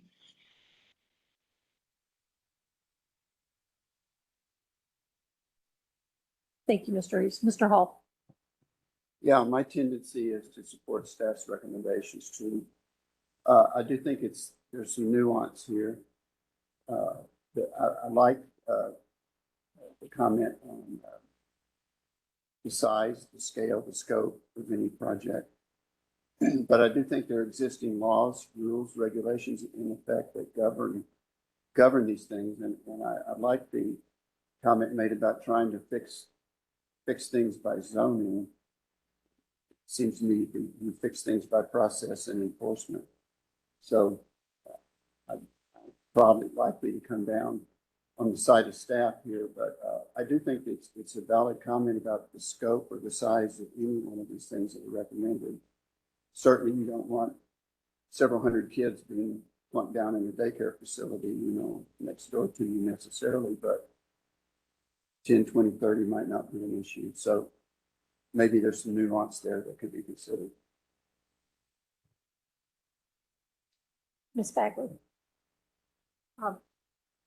I'm leaning toward Commissioner Carpenter's suggestion or recommendation, coupled with Mr. Reed's recommendation as to size within the single-family residential zoning districts. Thank you, Ms. Bagley. I think I'm last, so I'll say, I think I'm in the middle. No, I haven't, I I- haven't said anything yet. Oh, I'm sorry, we've lost you, Commissioner Blair. Welcome back. Oh, I'm sorry. Commissioner Blair. Okay, I am leaning towards, well, no, not, and I'm leaning, I am with Commissioner Carpenter. I don't lean, I'm standing with her. When it comes down to this in single family, but I would also add the caveat that there should be a limitation to the number of these facilities in close proximity to each other. So there can't be more than one within 1,000 feet of each other to help protect us, especially since traffic can be, I have seen, very consuming of a community. So can we add that to the recommendation, SUP with limit number of services to 1,000 feet? So That would be Commissioner Blair and I can, USB. are you able to see the screen, Commissioner Blair? No, I can't see it. I've lost some of my ability to see things, but I can hear you. I can, let's see. I just, Mr. Doss has the ZOAC recommendation up that I think may have the provision. Mr. Doss, could you? Wait a minute, let me see if I can do something. Yeah, it's page 12 of the case report if you've got it printed or have that electronically. Oh, I'm trying to do, no, I've got myself at a disadvantage today. Understood. So currently, we have what we've termed the ZOAC requested, which includes for single-family districts that an SUP requirement when located within 500 feet of another child or adult care facility. I would add it to 1,000 feet. So that would be contiguous feet, not linear feet. So 1,000 feet in all directions, because they're very traffic consuming. I don't know very many daycares where you walk to pick up your kid. So Commissioner Blair, I just want to clarify staff's recommendation, or what staff is listed is 500 feet. So you want to increase that to 1,000? Yes, ma'am. Okay, thank you. Just wanted to be sure I was clear. And can I have a clarification? So we have that currently as in single family. Commissioner Blair, is it your preference to? Yes, in Yeah, so that single would be family, our- in single family neighborhoods that child care facilities, adult daycare facilities cannot be within 1,000 feet of each other. I'm going to read the full sentence one more time, Commissioner Blair, just so you can have the context. The current language says when located in a residential district, except a multifamily district, and within 500 feet, that would be changed to 1,000 for your recommendation of another child care, adult care facility by SUP only. Correct. So it's currently all residential districts, except multifamily. Correct. I think so. So that would be, that's the R's, D, TH and CH would have Duplex, that SUP okay, requirement. that would be duplex, townhouses, and resident, and Rs. And cluster housing that we don't have any of. Cluster housing, yes. Yes, okay. We Thank forget you. about cluster housing. Thank you. Thank you, Commissioner Blair. So I will say, I think I'm somewhere in the middle.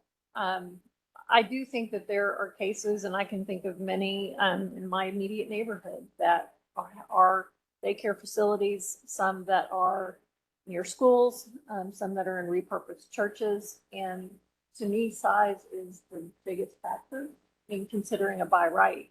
I do think it is a need. I do think it's an opportunity to help give more flexibility, but I have a difficult time thinking of a very large facility, as was mentioned, that one could go in the middle of the block. And with the parameters that are allowed with the institutional uses, it could be any lot size. So while we would think of it being on whether I live in a half-acre lot, or, you know, our 1.5 district, our 7.5 district, 1 acre district, you know, they could be combined to make a scale that I don't know that I would think would necessarily be compatible. They were located on a corner, they were on a busier intersection. I mean, I think we could all think of ways that they could be, but without that discussion point of having an SUP and having a site plan, it just gives me pause to think of it. One thing I wanted to mention, I did a little bit of quick math and I just used R75. I think that's our predominant single family zoning district. At a 45% lot coverage, which is typical R75, that would be 3,375 square feet. Institutional uses allow up to 60% lot coverage, which would be 4,500. You know, whether it's 3,500, whether we say 4,000, but anything above 4,000 square feet would require an SUP, seems to allow for the additional uses to come in, but also starts to speak to the idea of context. I would also say, based on all of our conversation here, the other thing that gives me a lot of pause is allowing encroachments in our front yards. Front yards by design are meant to be open and unobstructed. And when you start allowing parking, vans, playground equipment, it breaks down that continuity that we all think of when we think of residential districts. I certainly could see having more flexibility in side yards and how we think about rear yards, but you know what we all think of. I'm you know, walking down the sidewalk. That is, to me, there's a very different feel to having a front yard and a lawn that I'm looking up to a house, to having a, you know, 6-foot fence, 4-foot fence directly abutting me. And it's just a different, it's a different experience. And I do think that it is an impact to the community. And again, if we're talking about by right, there isn't the ability to have discussion. I know part of it's within the Board of Adjustment. Again, I could see that being for front yards and side yards, but I have difficulty in thinking, or excuse me, side yards and rear yards, but I struggle with it in thinking of it in terms of the front yard.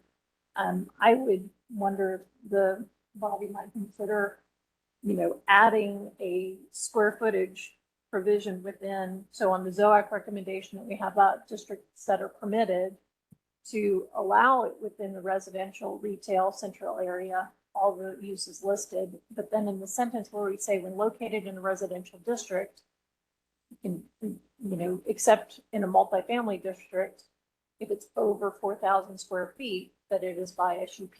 Within 4,000 square feet and within 1,000 feet of another child care or adult daycare facility by SUP. And I would put that out there for discussion. If we, Mr. Doss has an we observation. may, as an alternate, we just want to kind of throw this out here. I pull the pin and run is what I'm going to do. So there is we could potentially disallow adult or child daycare facility from accessing the relief provided to institutional uses. so the lot coverage, the height, that's an option. We would have to TBD on if that can happen in the additional provisions of this use, or if it has to happen in the yard lot space standard more generally. But there's the hand grenade. Right, and so that, As an alternate method of addressing scale. would that still though permit, I've got a double lot that's been there for 50 years, I've bought the house and I'm gonna submit for my replat and I'm an institutional use, and I can suddenly have a 67, 50, gotta do math in my head real quick, square foot use. Yep. It may be a question for staff. But then So I believe what you're referring to is the established lot pattern for replats. I believe that's in the subdivision regs, which I don't think ZOAC actually. I'm fairly certain ZOAC does not have kind of dominion over. So Yeah, I my think question that, just was, I mean, is there a maximum lot size that should be considered? Because that would be the way to address that. if y'all can figure out the number. I think Ms. Bagley's got a plat question, then Mr. McGregor. Well, the plat question, a lot size question. Well, the lot size and number of attendees, number of children or adults. So on a big lot in, say R12, for that big lot, 30 kids might not be a problem, whether you can fit them in. But on a 50-foot wide lot, R5, the number of kids is proportionate to the size that you can have the house. And so whether 10 kids may be fine, but when you start getting into 20 and people have thrown out the number 20 and 30 kids, you've got traffic, plus you've got a bigger structure needed. So I think somewhere structure and number of, because the state's at 12. So maybe 12, at least, that's not a problem, no more than 12. Once they start getting more than 12, though, maybe it needs to balance with the size of the lot of the structure. Ms. Bagley, Mr. McGregor. Madam Chair, I want to react to your comment. I see what you're trying to get to in finding a way to control scale. On the idea of somebody replatting the property, I know that for that purpose, they have to go through approval from CPC, and CPC determines whether or not it's the replat has a negative effect on the character and pattern of the adjoining neighborhood. And I don't believe they have to explain what the intended use is, or if it intends to become a daycare place. But isn't that where that the replatting where that would be considered? I mean, does it? In other words, in the example that you gave, it will go through CPC for replatting, and if it doesn't confirm with the pattern of the neighborhood, then at that point you can go ahead. I will say I've been cautioned in the past from the city attorneys that I have to speak in terms of lot size, so that's how I'm going to respond to your question. So, and while yes, fundamentally that is a consideration that does come back to City Planning Commission, it is a more administrative function, and so 8.503 certainly is our guide for that in looking at the established character of the neighborhood. I would say I've also learned that pattern is in the eye of the beholder. And there are many of our communities that I think when you experience them, they appear to have an established pattern. But if you just look at a map on the ground, it may not be as apparent. And that to me is where you get some of those challenges. We have some tools, but they're like all tools. They're sometimes imperfect. So that would be a consideration. And members online, we've lost camera. I'm trying to get logged on. So if there's more discussion, please speak up. I had something to say. Commissioner Carpenter. Yes, I tried to think about the issue of scale and trying to decide what I could support by right in a single family residential. I thought if the population of the facility was limited to 12 kids, the same as a day home could do by right, and the facility was not entitled to any of the institutional exceptions for increased lot coverage or more height, and following Chair Hampton's concerns about the effects of these special exceptions on the character of the neighborhood if you start allowing parking and play structures in the front yard. If those special exceptions were not required or were not allowed, then I could support the daycare or adult home by right. If you had the population less than 12, they didn't have the special institutional exceptions, and you couldn't get and you could not go to the board for putting all your parking and higher fences and play structures in the front yard. That I'm throwing that out as a possibility to get to the question of scale. It seems like it might possibly address the issue of replats, because I'm not sure anyone would want to replat for a maximum population of 12 by right. So anyway, just throwing that out there for discussion.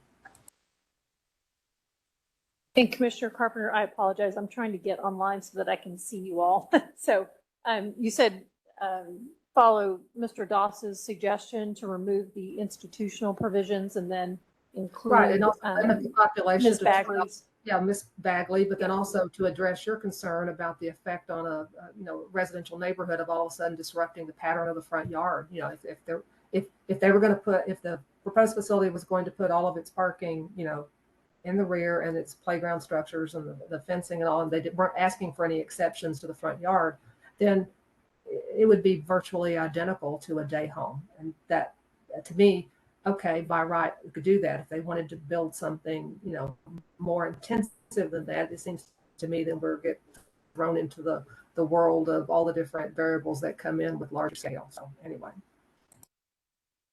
Thank you, Commissioner.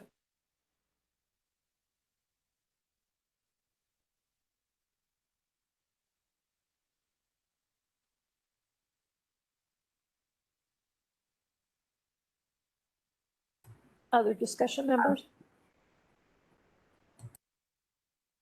This is Mark Reeves. I don't know if you can see me or not, but I like where Commissioner Carpenter's going with that. I need some more time to process it, but I like that line of thinking with this, with the rationale and all the way around. I think I like it.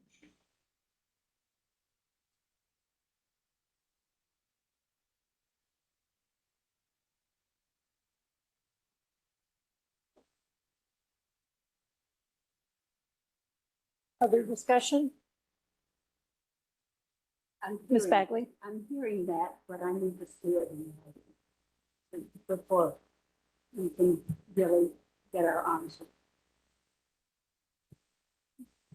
Oh yes, I'm not ready to vote yay or nay on that right now. So, Well, I was going agree to say, I think what I'm seeing some discussion around asking staff to bring us back that language that we could all evaluate. Right. I was simply trying to find a path forward to deal with the scale in the by right. But no, I'm not ready to vote on it either.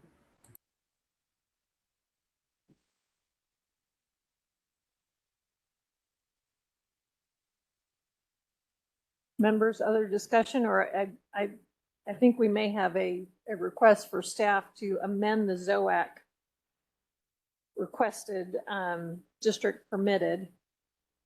And before we maybe close the loop on that, on the discussion of encroachment. So under additional provisions, I'm going to jump to that and then come back to, sorry to be a little out of context, but I think some of the other pieces we're talking about are included within the additional provisions, which are on page 13.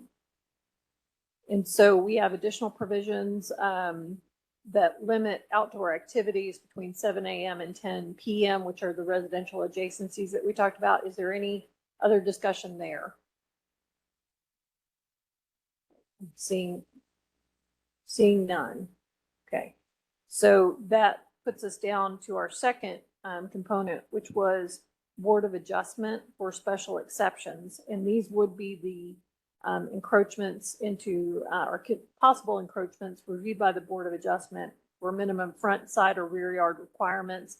So we have staff and we have two, option 1 and 2 on the ZOAC.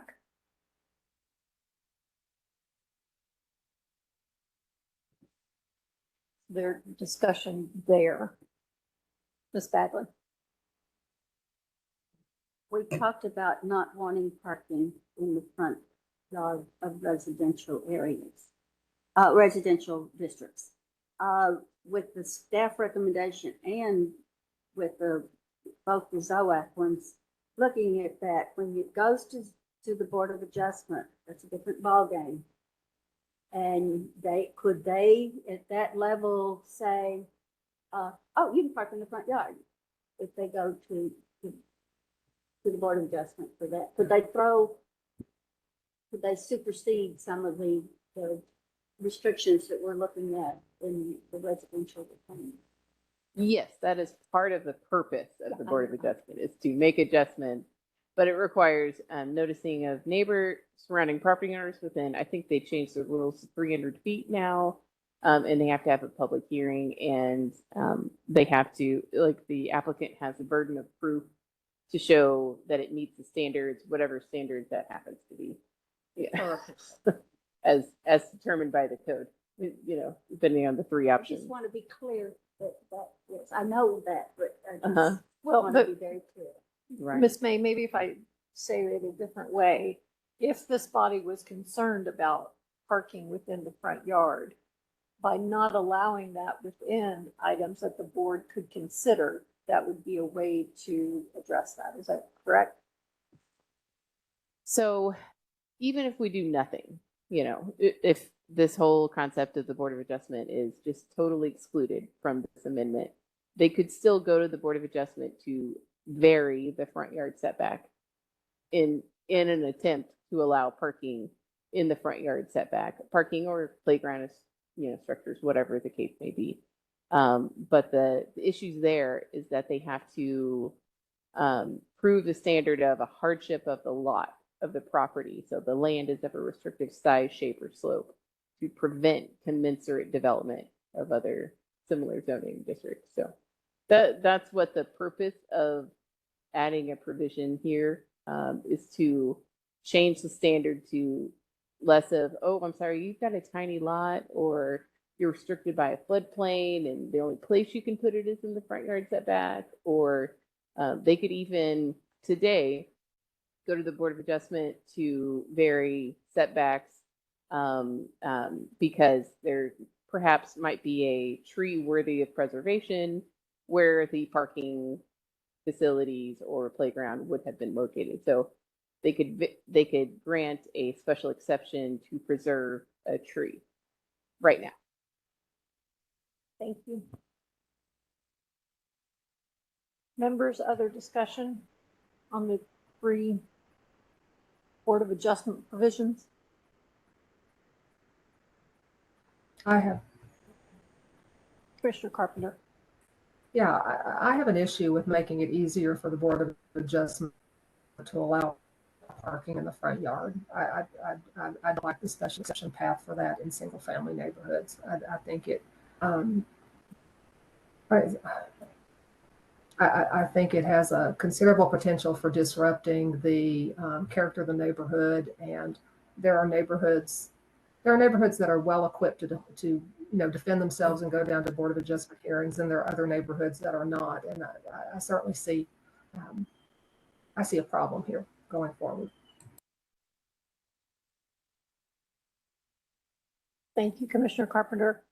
Ms. May, I want to ask a question. So between options 1 and option 2, option 1 you said came from the landscape provisions, option 2 from carport exceptions. So the generally, the change seems to be in the first option, the strict compliance will unreasonably burden the use of the property is the initial reference point. Under the option 2, it's whether the requested special exception is compatible with the character of the neighborhood. Could you just speak to how those two different standards are applied? Or that may be a question for the city attorney.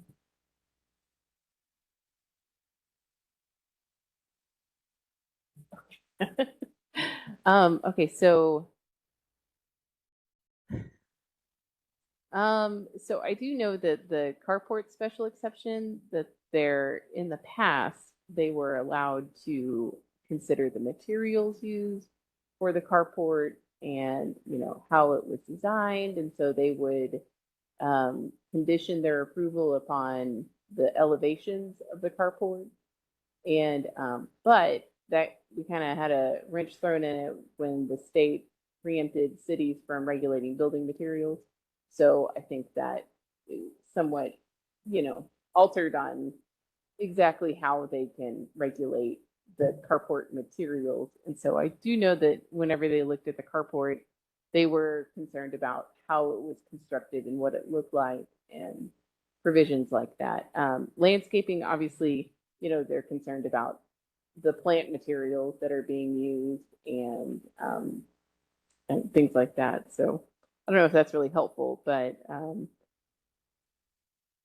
I think with the carport compatible with the character of the neighborhood had more to do with, you know, is this a metal carport that nobody likes, and you know, or does it match the house? Does it look like a porte-cochere, you know, and or however you say that word, and that was kind of the thing that they were evaluating with the board and the carport.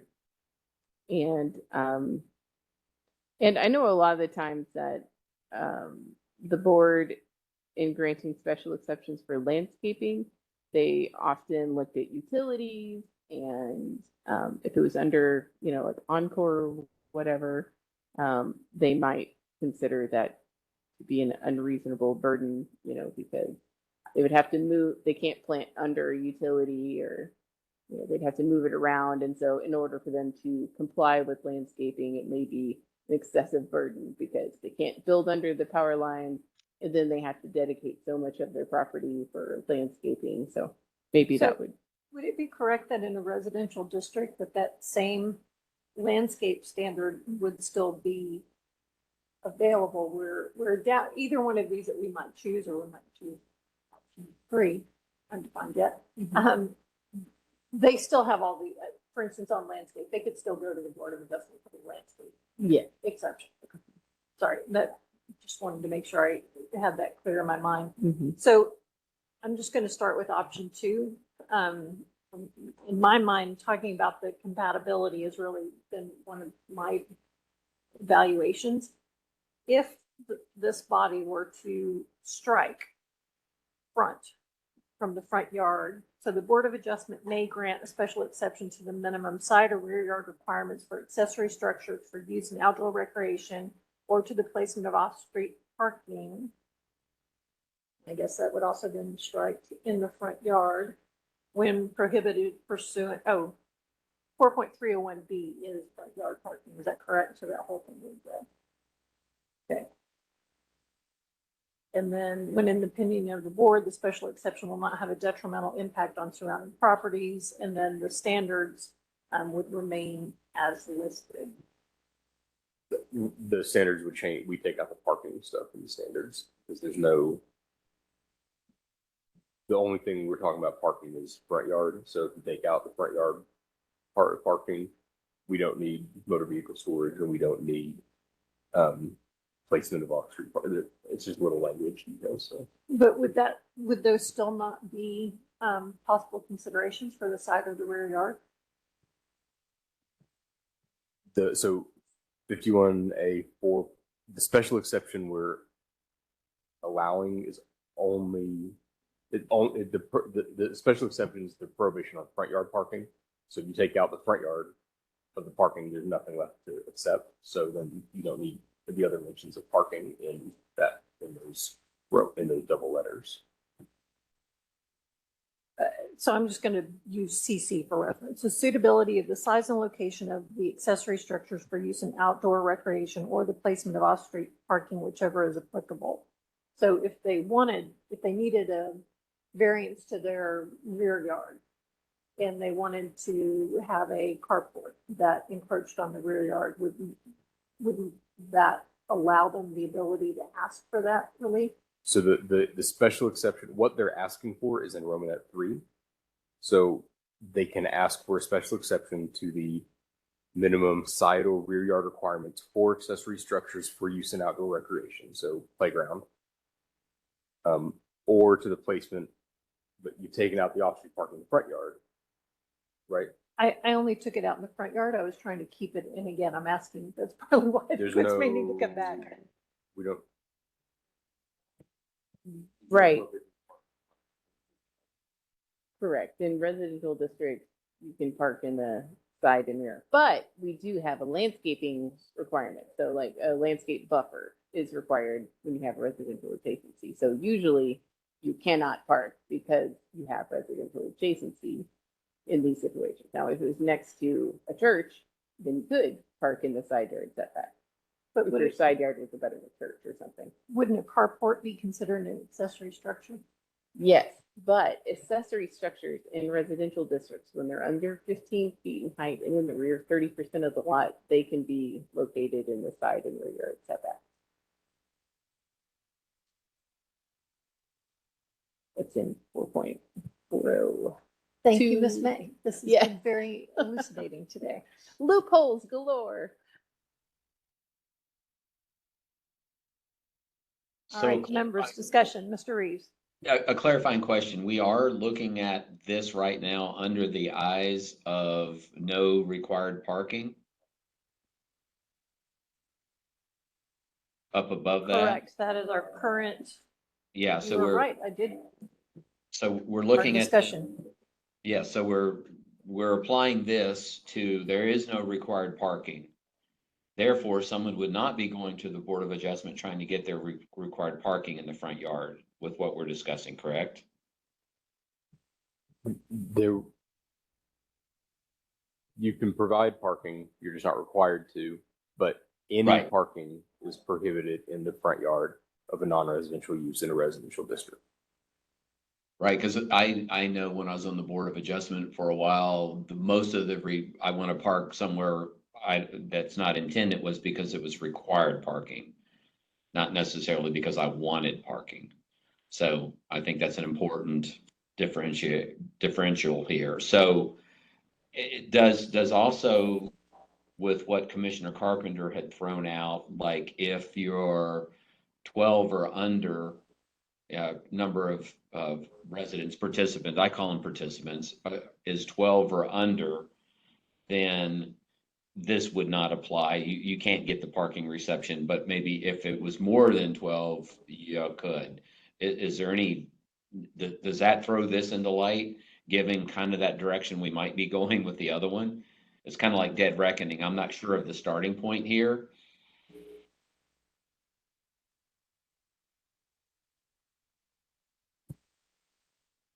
And I don't have an answer. I'm just throwing it out. You're asking what they own. I think that, And I maybe don't, it's Commissioner Carpenter. I think one of the questions was about the day home and if they can put extra parking in their front yard that's not required. And I would say, yes, they can, because a day home is considered an accessory use to the residential uses, and residential uses can put excess parking in the front yard in residential districts.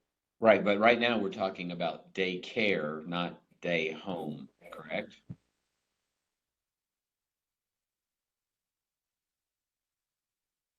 Stand by, Mr. Reeves.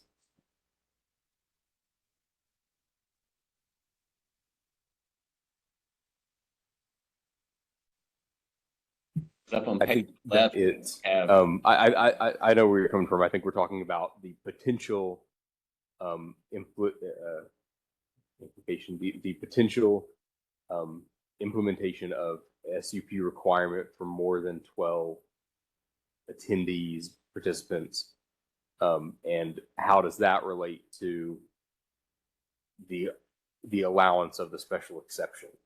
And Right. And we're discussing here, we're discussing child or adult care. We're not talking like day home use, are we? Because we had made the differential. So this right here is for the child care facility, correct? that is correct. And I think your question was, should the special exception be bracketed to in the same way that that Commissioner Carpenter discussed the SUP bracketing in RDTH and CH districts? Yeah, and that was and I'm not saying it should or it shouldn't. I'm just throwing that out there. Does it make a difference the way I'm looking at this? Because I keep getting in my own head confused between a home, an in-home versus a child care, and we are talking about child care here, and we were talking about no required parking here, and we had made that potential adjustment at 12 participants up above it. So I just want to make sure we're all considering, I'm considering the right things, and we're all on the same page, basically.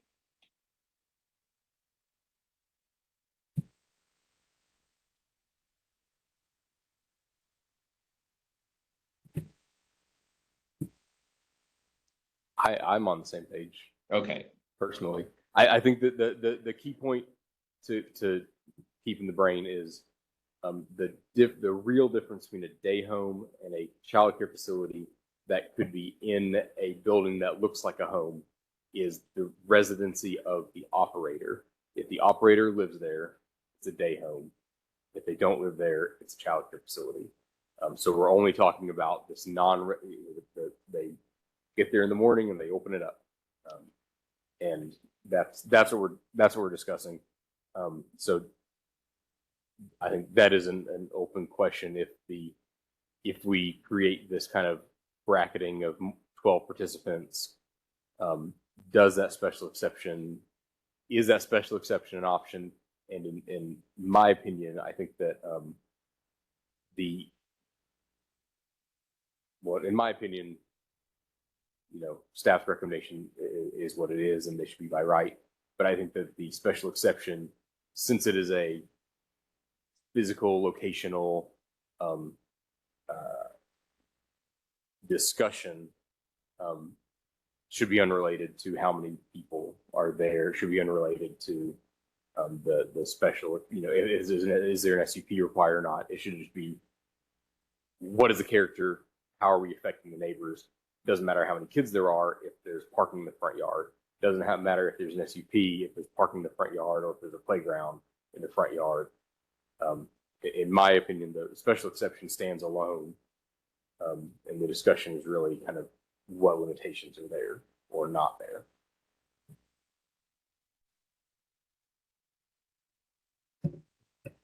Any follow-up, Mr. Reeves? No, I've created more gray. My work is done here. Yes, I will confess, I'm trying to get back to our page that we're on. So to try to close out the Board of Adjustment question, just so that we've got some basis of what the body would like to see, is there I think I started reviewing it in light of option 2. Is there a determination between this body, between staff, option 1, option 2?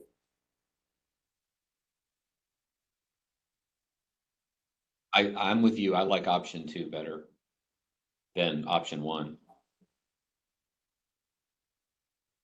I think I'm seeing option 2 at least as a basis. I know staff will have staffs going forward. Okay.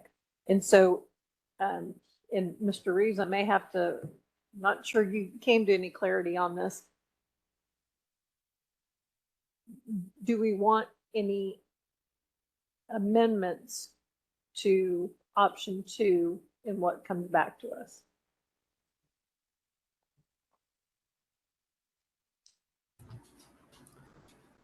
Commissioner Carpenter. Well, I'm continue to have difficulty with the special exceptions to the front yard accessory structures and parking.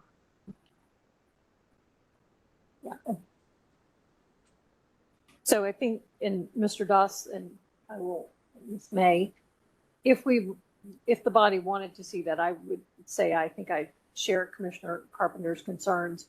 We would strike front from minimum front, side, or rear yard. And then we would also strike, and this is where I think I didn't quite follow Mr. Doss' your comments. We would strike the in the front yard when pursuant to 5108 4.301B. Mm-hmm. Or do we also strike placement of off-street parking? You would strike, you would end the sentence at, well, you would end the clause at recreation, and then you'd skip down to when in the opinion of the board. Right. Yes. So for those who are trying to mark this up, we're on page 14. And yes, and it's actually up on our screen as well. Okay. So we would, I'm going to read what I understood was just said, and I think Ms. May is then going to, you want a clarification before or after? Sure, just a quick note, footnote, asterisk.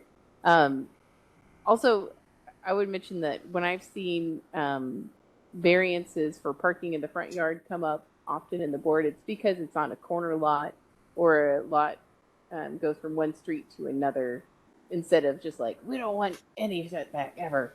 You know, it's normally, I don't know. And I think the board is more receptive to whenever a lot is on a corner and maybe it's on a side street that's technically a front yard setback that isn't really used like that. But, you know, just wanted to point out that there are situations where the way our front yards are determined are pretty restrictive. But that would be, in that instance, usually it's submitted as a variance to the setback. Is that correct? Well, this is specific to off-street parking and accessory structures. Right. The examples, you know, anecdotal examples I'm picking up were only applicable for variances. And so they were trying to make a case that they had, it was always an awkward position to make, because usually a corner lot might be a larger lot size than its interior lot counterpart. And so they were trying to make a stance that they had a restrictive lot size, although it was larger than all the other lots, you know. So it was always a very difficult standard to meet. And that was really just the whole intention about the setbacks in these boxes. Okay. So I'm going to make, and I think Mr. Doss is actually marking it up for us.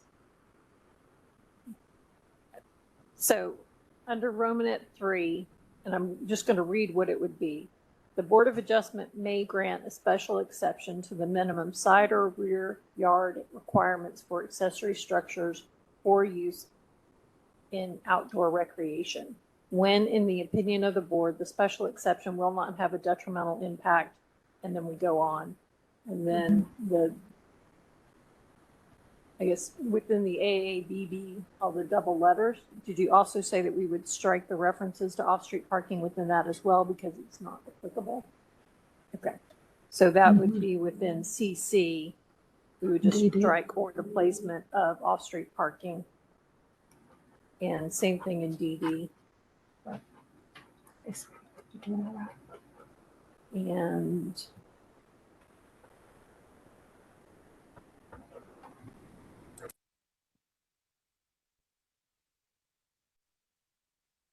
okay, and then an EE strike and motor vehicles.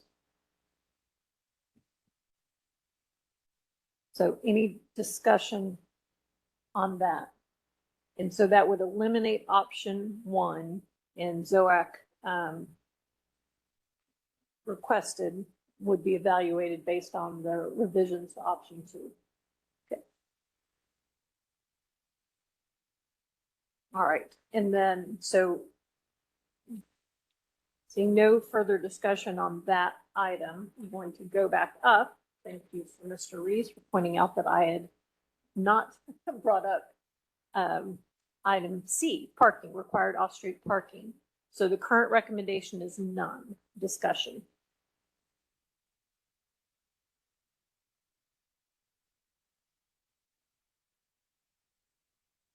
Any considerations? I would say the only thing I would ask the body, and because I have been mindful, oh, Commissioner Carpenter.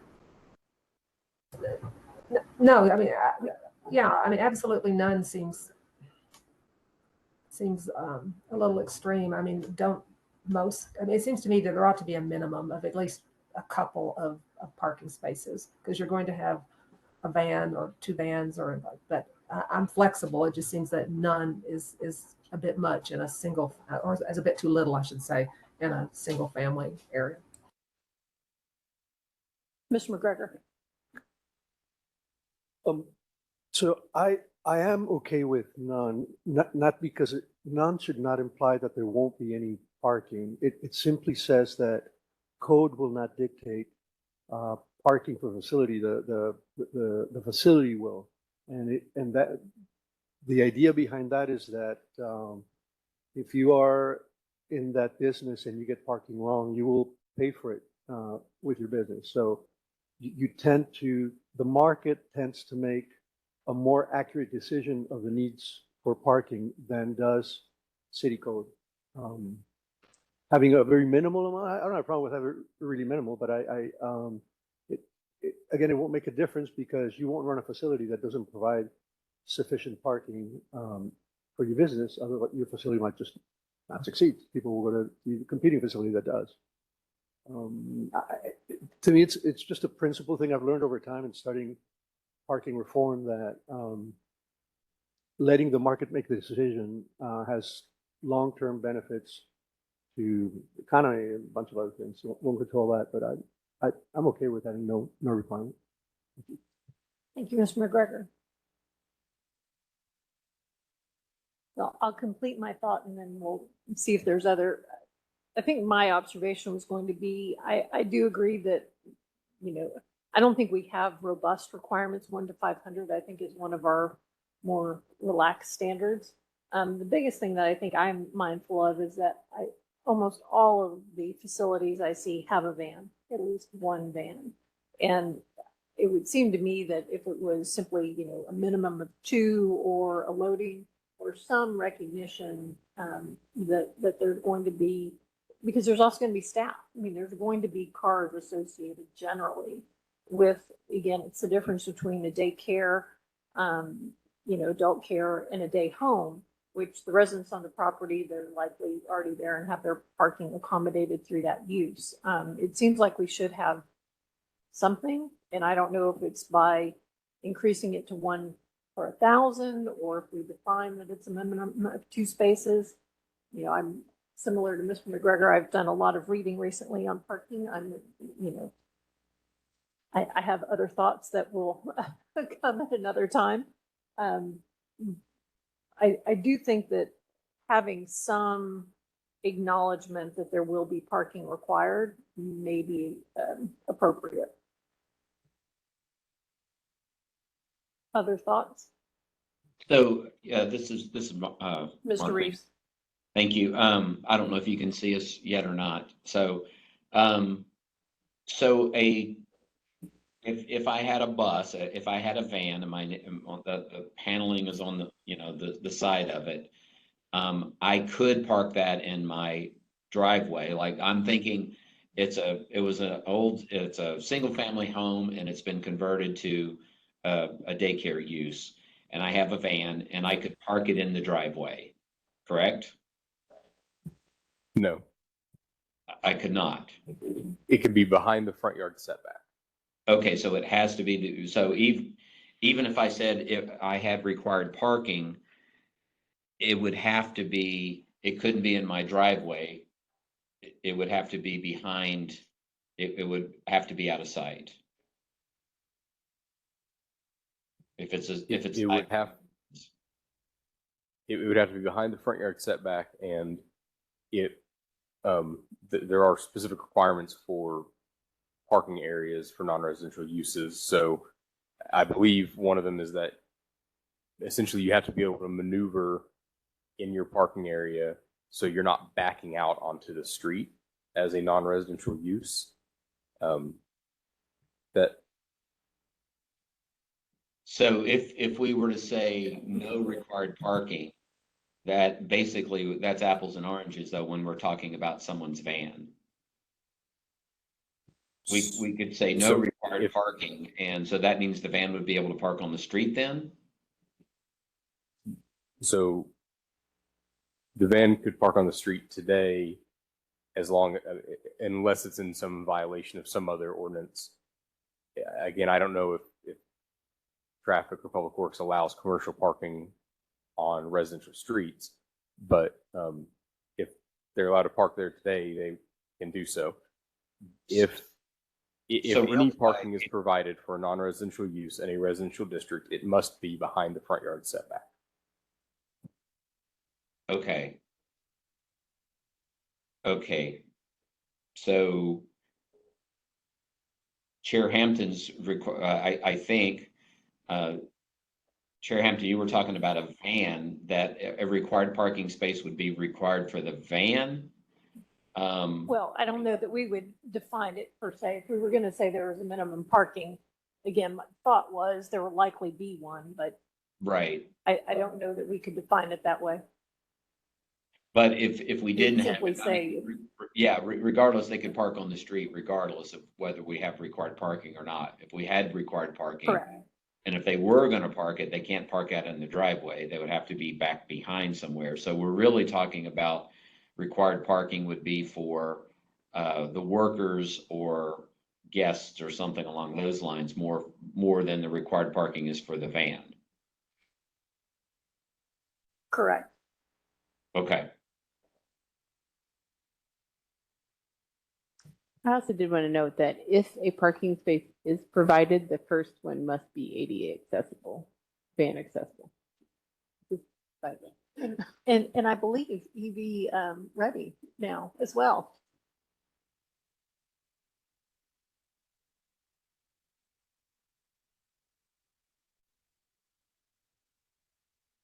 Further discussion?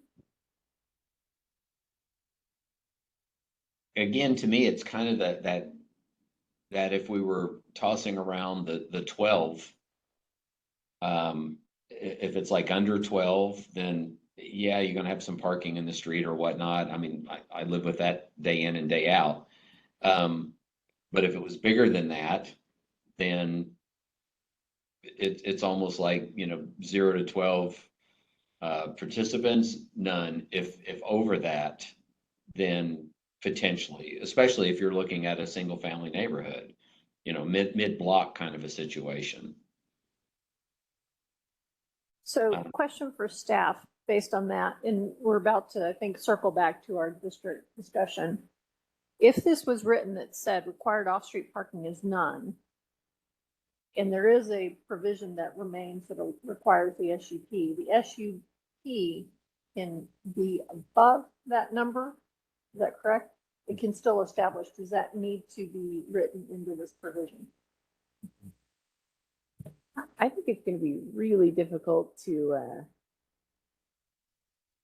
establish how many kids are enrolled for a certificate of occupancy and land use determination. I feel like we're probably going to have more internal discussions to see if it would logistically work.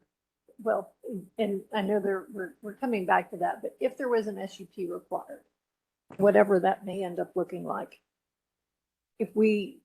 so what's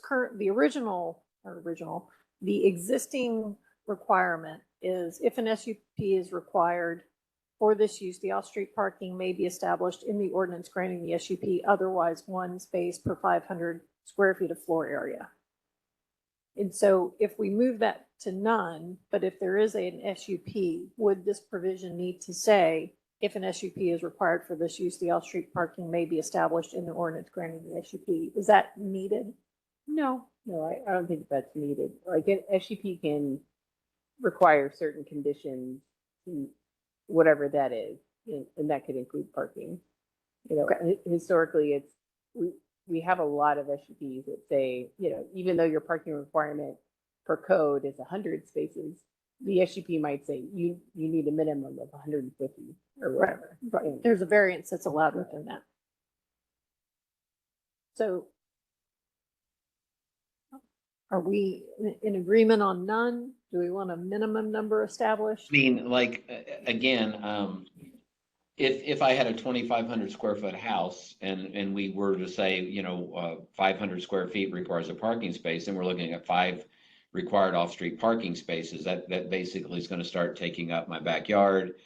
And if I want resident, we're really trying to put 12 pounds of stuff in a 10-pound sack here. So I could, if there was a required number, then I would say that 1 to 500 is a little bit severe, because now we're looking at 5 parking spaces for a 2,500 square foot facility, if it was in a neighborhood. So, there's a matter of scale here, I think.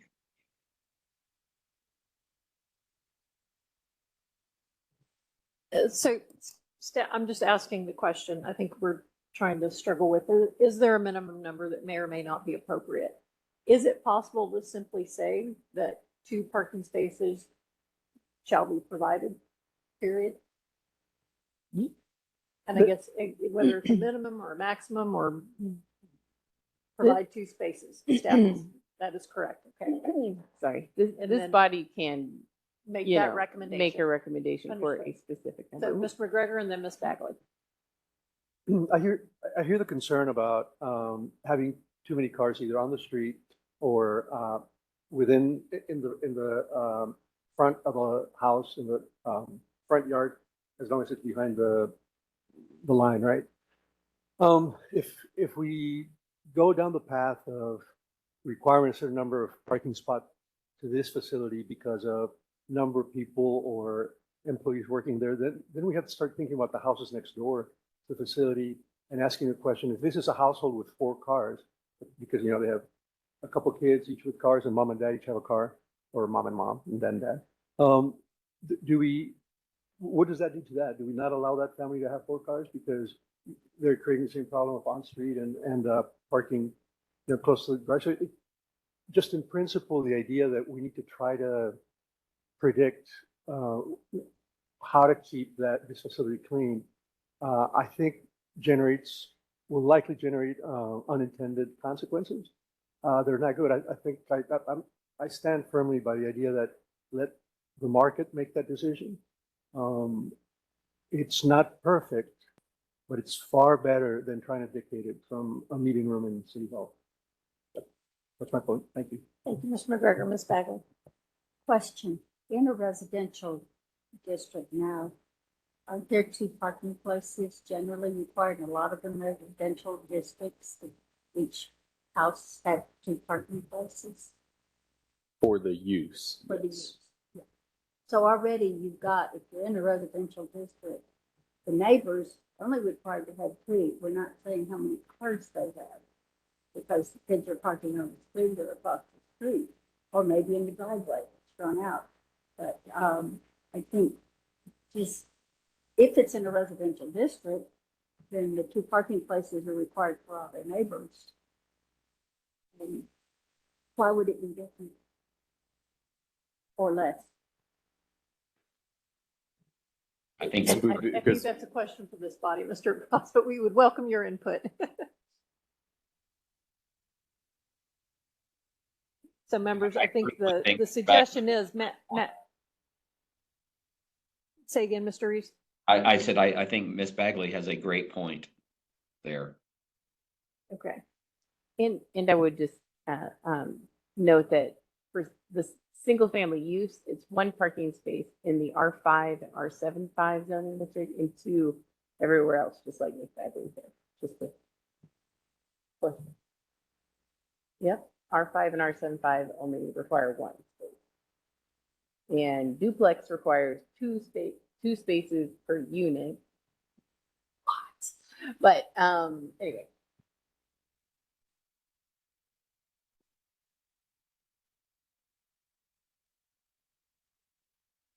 Default to the underlying zoning of the residential zoning. And when we have the big parking discussion later on, we'll eat that elephant at that point.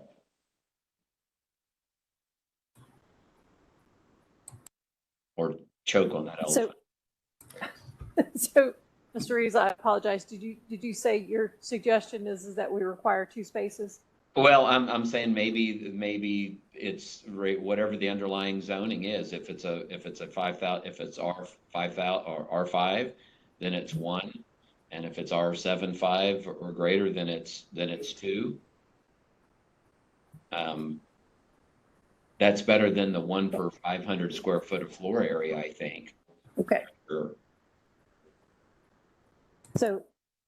So the suggestion on the floor is to require off-street parking to be provided per the underlying zoning district. So But, is that specific for residential? Because I think the clarification staff's about to make is we have every other zoning. so that's in here. specific for Okay. single family, Right. and single family uses. So there's that difference by zoning district for single family uses, but every other zoning district parking's by use. Right. And so it would be none except in single family districts where the underlying staff can say this more eloquently than I am. It will follow the requirements of the underlying zoning district. So are you saying maybe except for single family districts, none, period. In single family district, 1 space is required in R5 and R75, and 2 spaces are required in all other. It follows Yeah. the underlying zoning. Well, I think you're telling this what that is. yes, I am restating what I was understanding the thought to be. All right. Members? Okay. Staff, I'm not going to try to restate that. I think Ms. May said it very well. So, Commissioner Carpenter, I think we're going to be back to you because my notes are unclear. So we're all the way back to districts at this point. So I believe where we landed is on ZOAC requested that it's except as provided in this paragraph, it is by right in residential, retail, central area, mixed use, multi-commercial, office, and urban corridor districts, by SUP in residential CS and industrial districts. But it's got that the institutional overlay is not applicable. Is that? I think I went too far. I think you my also notes are not good. included, I think you also included by right in residential in the first. Yes, Uh, yes, Does it- because does we're removing the institutional overlay allowances. I have a small clarification. So I'm confused. those provisions are not part of the institutional overlay, which is a separate overlay. It's just Or, a sorry, not overlay. characteristic of institutional uses. But So I'm just going to, Commissioner Carpenter, could you restate it for us? Because clearly I have conflicting notes as I anticipated. Well, I think can you hear me at this point? Okay. Yes. I'm not sure where we landed with by right in residential, because I know my understanding is by SUP in single family residential. Was it also duplex and townhome in CS and industrial? But by right, my understanding was we were talking about multifamily residential.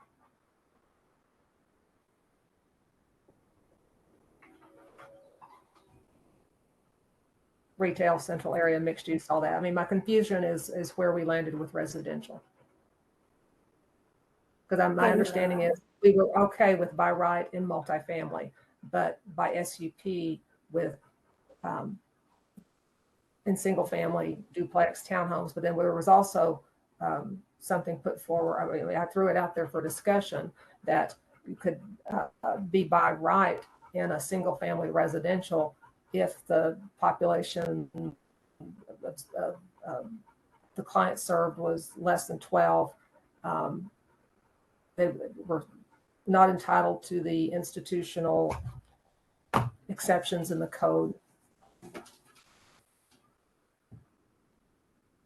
So And I think I have.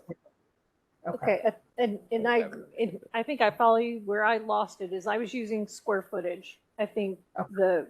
it evolved to the discussion to remove the institutional allowances.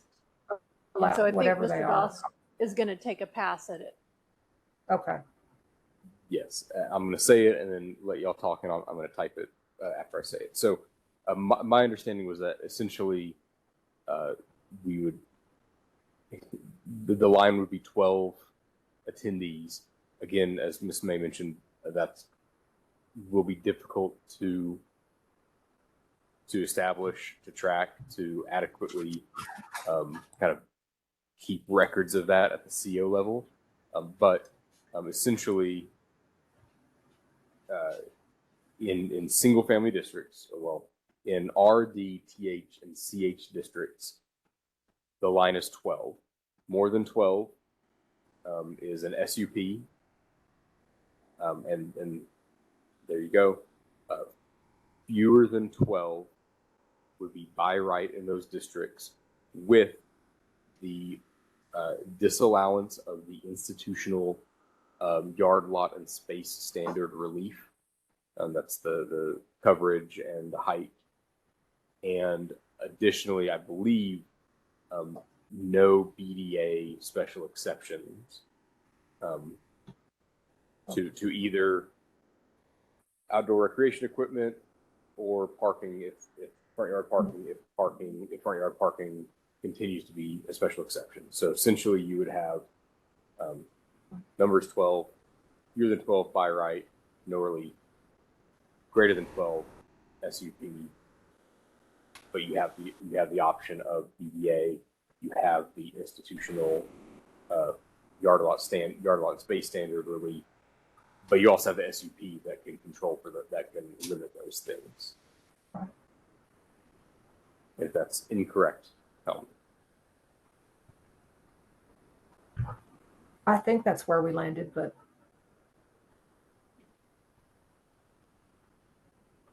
I think that's why many of us want to see it, make sure that we all are making sure we're understanding. But I agree. I think parking requirement. it's allowing some by right options. I'm sorry, Commissioner Carpenter, please continue. No, I was saying I didn't know if it needed to be added here as to where we landed on parking. That in residential, it would be the number that's required by the underlying zoning.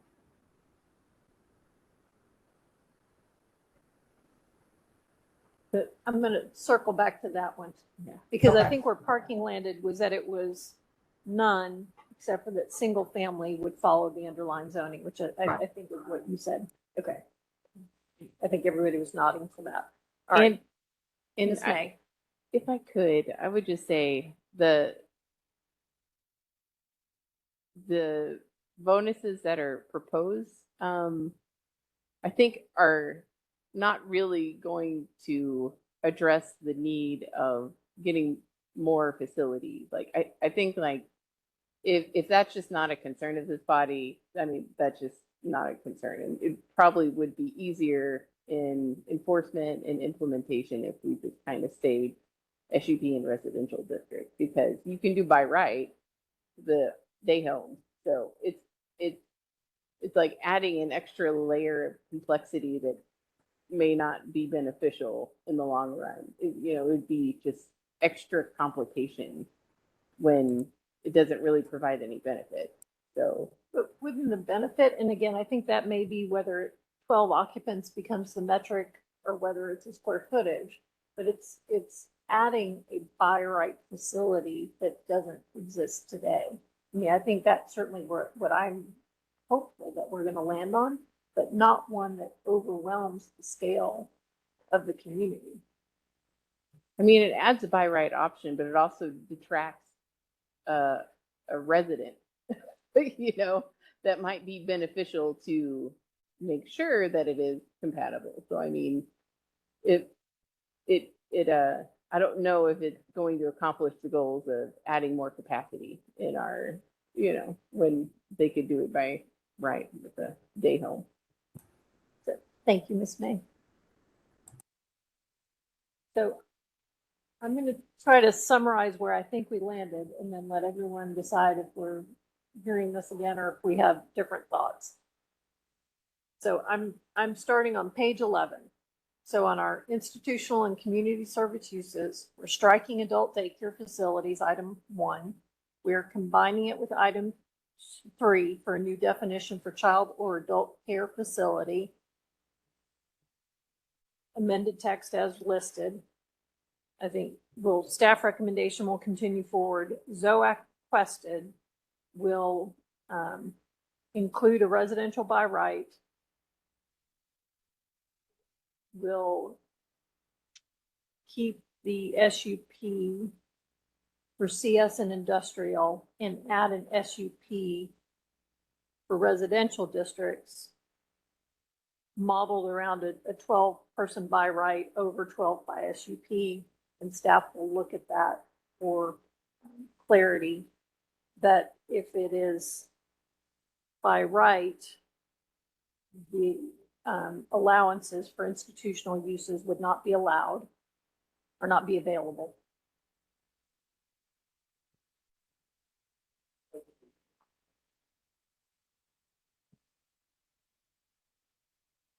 Oh, multifamily residential. Sorry, thank you. Good clarification. So districts permitted, except as provided in the subparagraph by right in multifamily residential, retail, the listed uses, when located in a single family residential district, then it's going to strike except the multifamily district thing. Are we keeping the spacing? It should be, the easier way to do it is when located in a residential district except a multifamily, then you capture RD, TH, and CH. Thank you, Mr. Dawes. Backwards way. Okay. So by right in the resident. Can you say that one more time, or you're typing it? Yes, he's typing it on the screen for those online. That's much clearer than what I'm trying to do.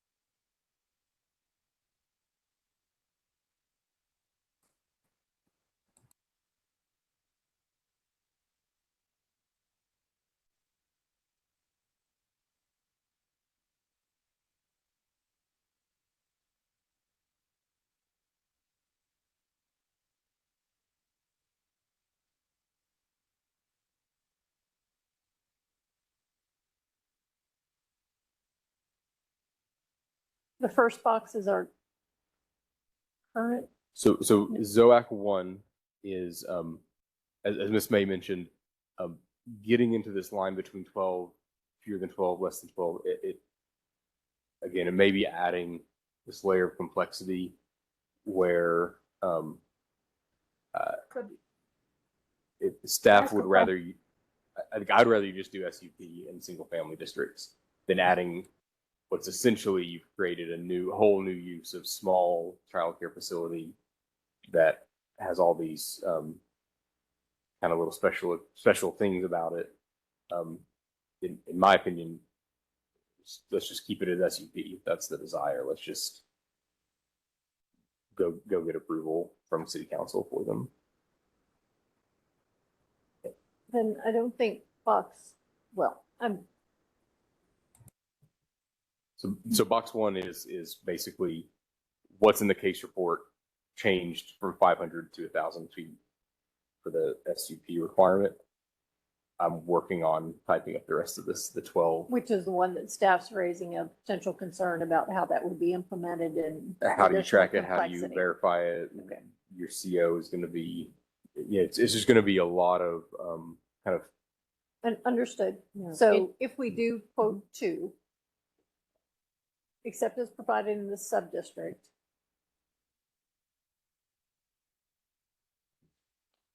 I believe I'm your going language to was keep working was on it in my. by right in residential districts except single family.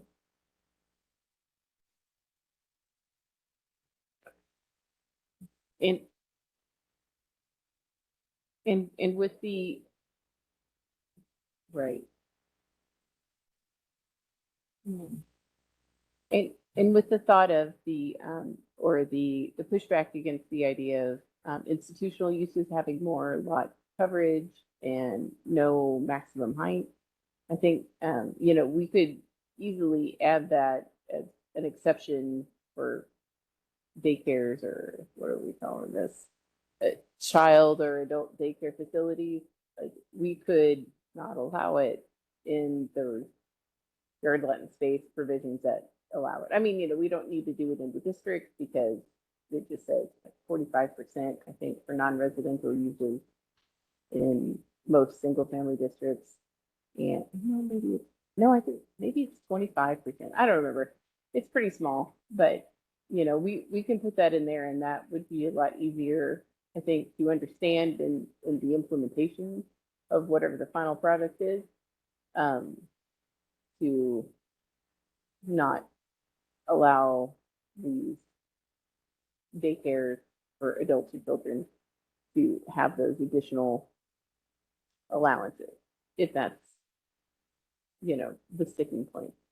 I think it would be easier to do that in the yard lot and space rather than as a district permitted use SUP concept. Like, just regulate the building rather than the use, if that makes sense.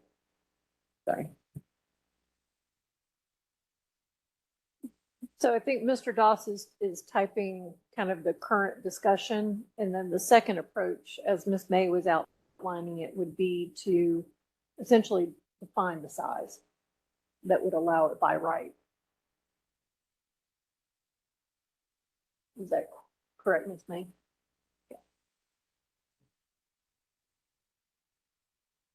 I'm just going to say, I think that goes back to where I had kind of started the conversation about, do we say it's 3,500 square feet or whatever number we think it may be?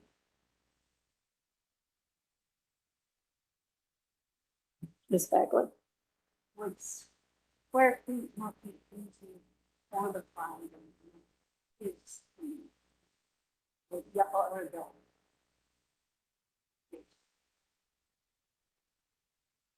Because sorry, I just think it might be easier to quantify with size than with number of kids. Mr. McGregor. State, does the state use number of kids?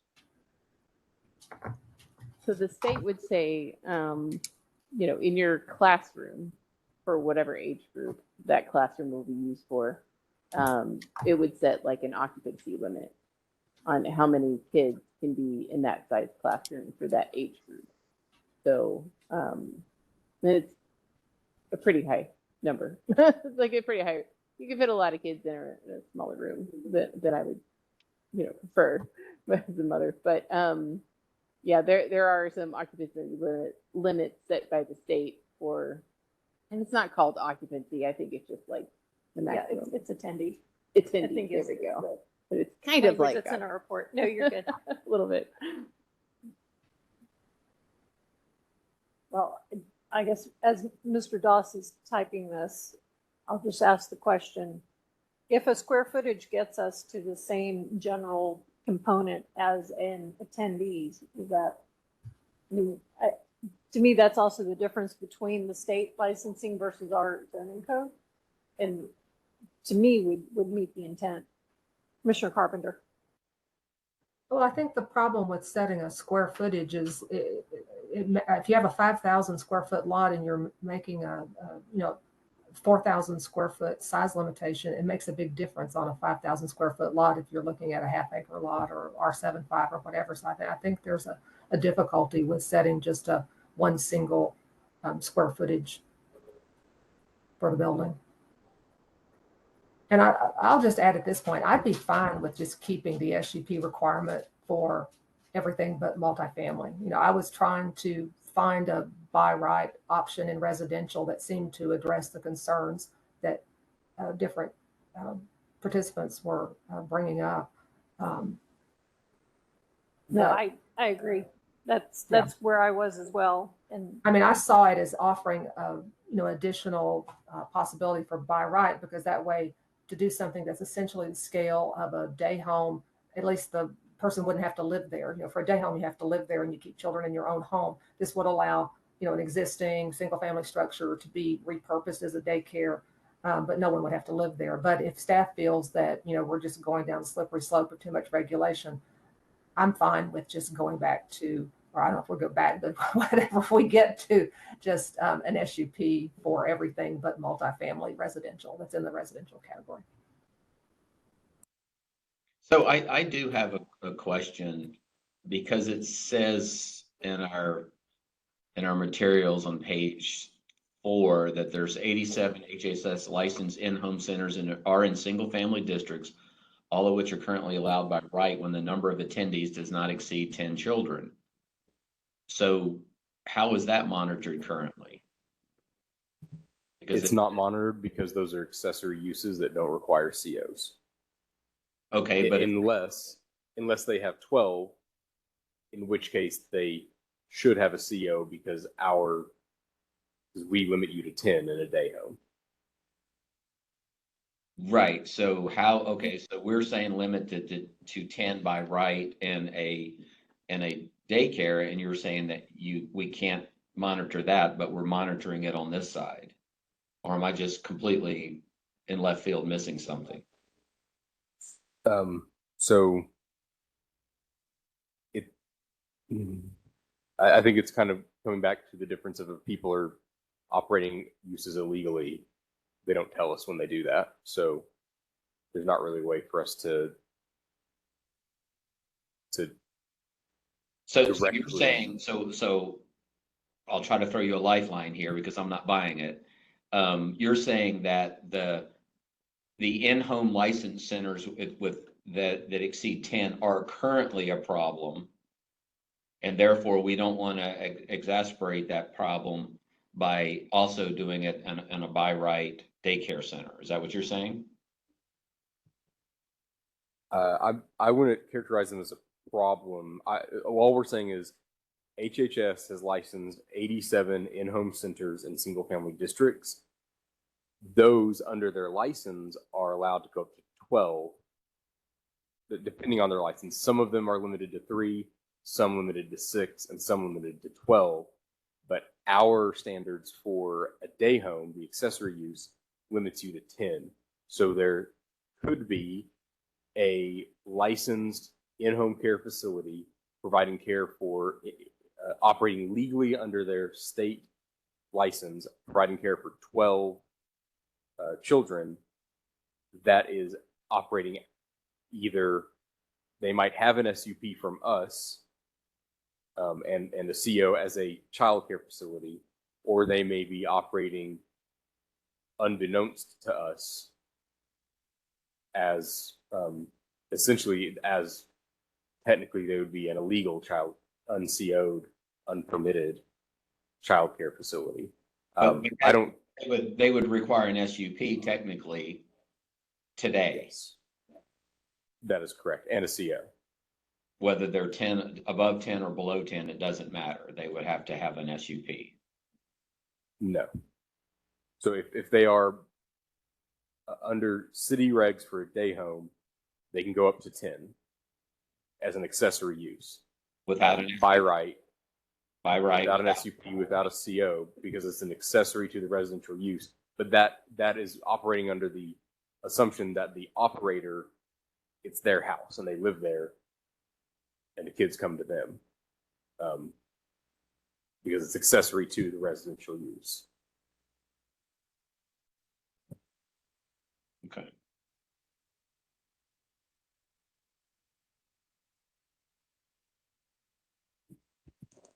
so members, I want to be respectful of all of our time. I know we're trying to wrestle this to at least move forward, either come back to us.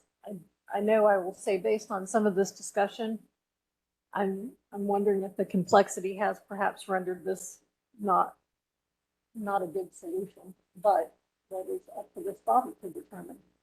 So on our districts, I think Mr. Doss has taken a pass at typing up our ZOAC 1 is what's in the case report with only changing the distance requirement for multifamily. And then ZOAC 2, as on the screen, gives us an option for, and it's utilizing attendees, whether we move to square footage or stay there, but it gives us a by right option, intending, I think, to mirror the established pattern in the residential district. Or if it's over that, then it requires an SUP. So it's essentially the scale question. I don't know that if we have consensus or if we want this to come back to us.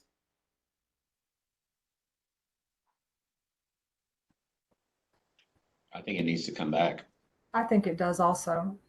And I apologize because I'm losing focus here because I have something else that I need to attend to. But yeah, the more I think of this, I think we've gone way into the weeds here with ZOAC 2 that I think we could probably move forward with ZOAC 1 if we, I mean, at a later date, if we just simplify it and require the SUP in all residential except for multifamily.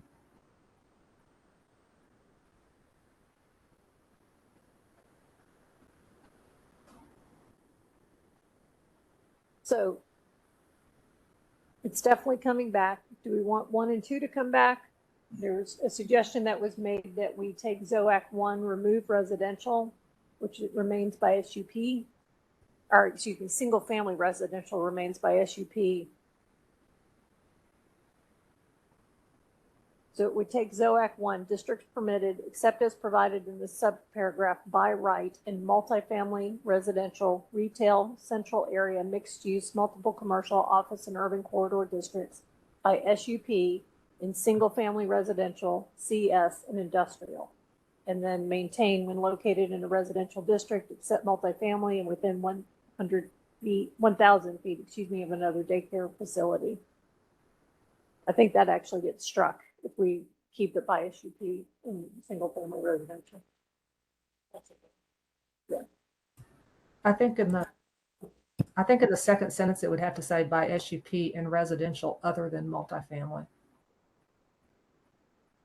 And Right. Well, either that or we're adding it by SUP in single family residential. Are we talking about And then ZOAC 1? ZOAC yes, So ZOAC 1 is 1,000-foot spacing in RD, TH, and CH by right, and then SUP within 1,000 feet, and then No. by right in multifamily. we're amending Okay. that. And it's To the question for this body. I think it's coming back. Do we simply want it to come back as ZOAC 1 and 2? Yeah. Okay. Coming back 1 and 2 as written, and we will wrestle it to the ground at our next meeting. Okay. Required off-street parking. It was none required except in single-family residential districts. It will follow the underlying zoning. And item D, no changes. Item E, additional provisions. We had no discussion there. Under Romanet 2, additional provisions. Option 2, ZOAC requested, and then we're striking the provisions relative to front yard requirements as well as the parking and motor vehicles. Accessory structures, we didn't have any additional comments. Does that follow everyone's notes? Any further discussion?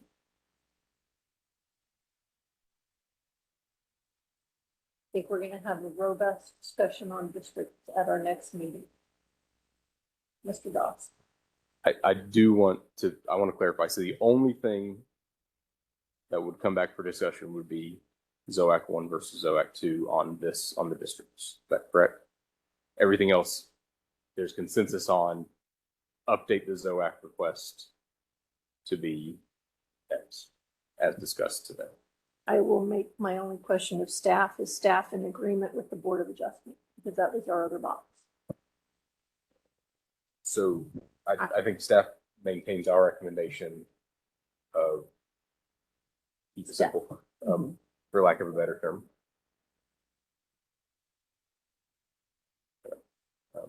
And then the only other thing I say is I will say we are over our CPC rule timeline for getting this to CPC. So I don't know how far past we are, but so if we could. We're close. So Wait a minute. if we could. Excuse me, what rule? I'm not, what do you mean by over?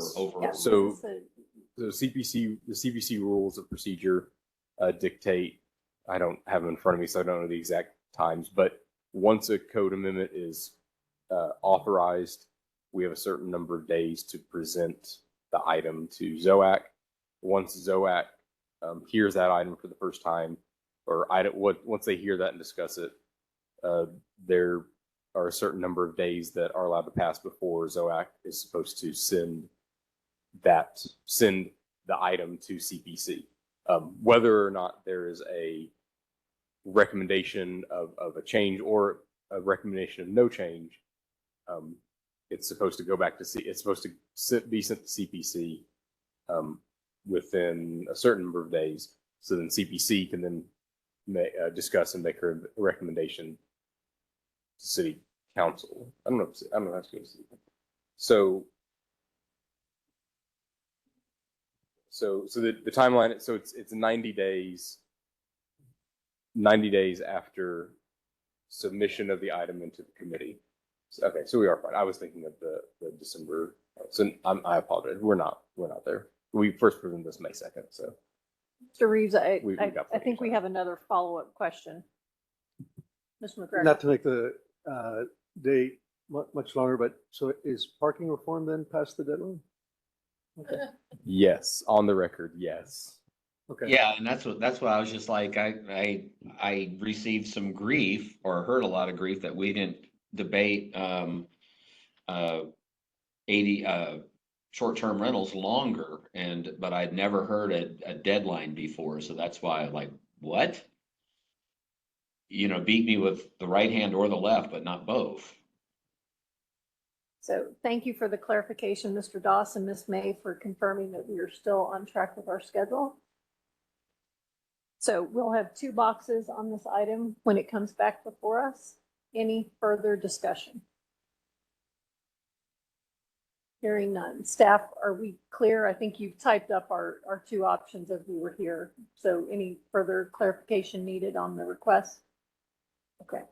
So with that, we have one other item, which is our other matters, approval of our minutes from the May 2nd, 2023 meeting. Is there a motion? Thank you, Ms. Bagley. Thank you, Mr. McGregor, for your second. Any discussion? Hearing none, all those in favor say aye. Aye. Any opposed? Minutes are adopted as submitted. And that concludes our business for today. Look forward to seeing everyone back on June 13th. It is 12:38 p.m. Everyone have a good afternoon. Thank you all. Thank you.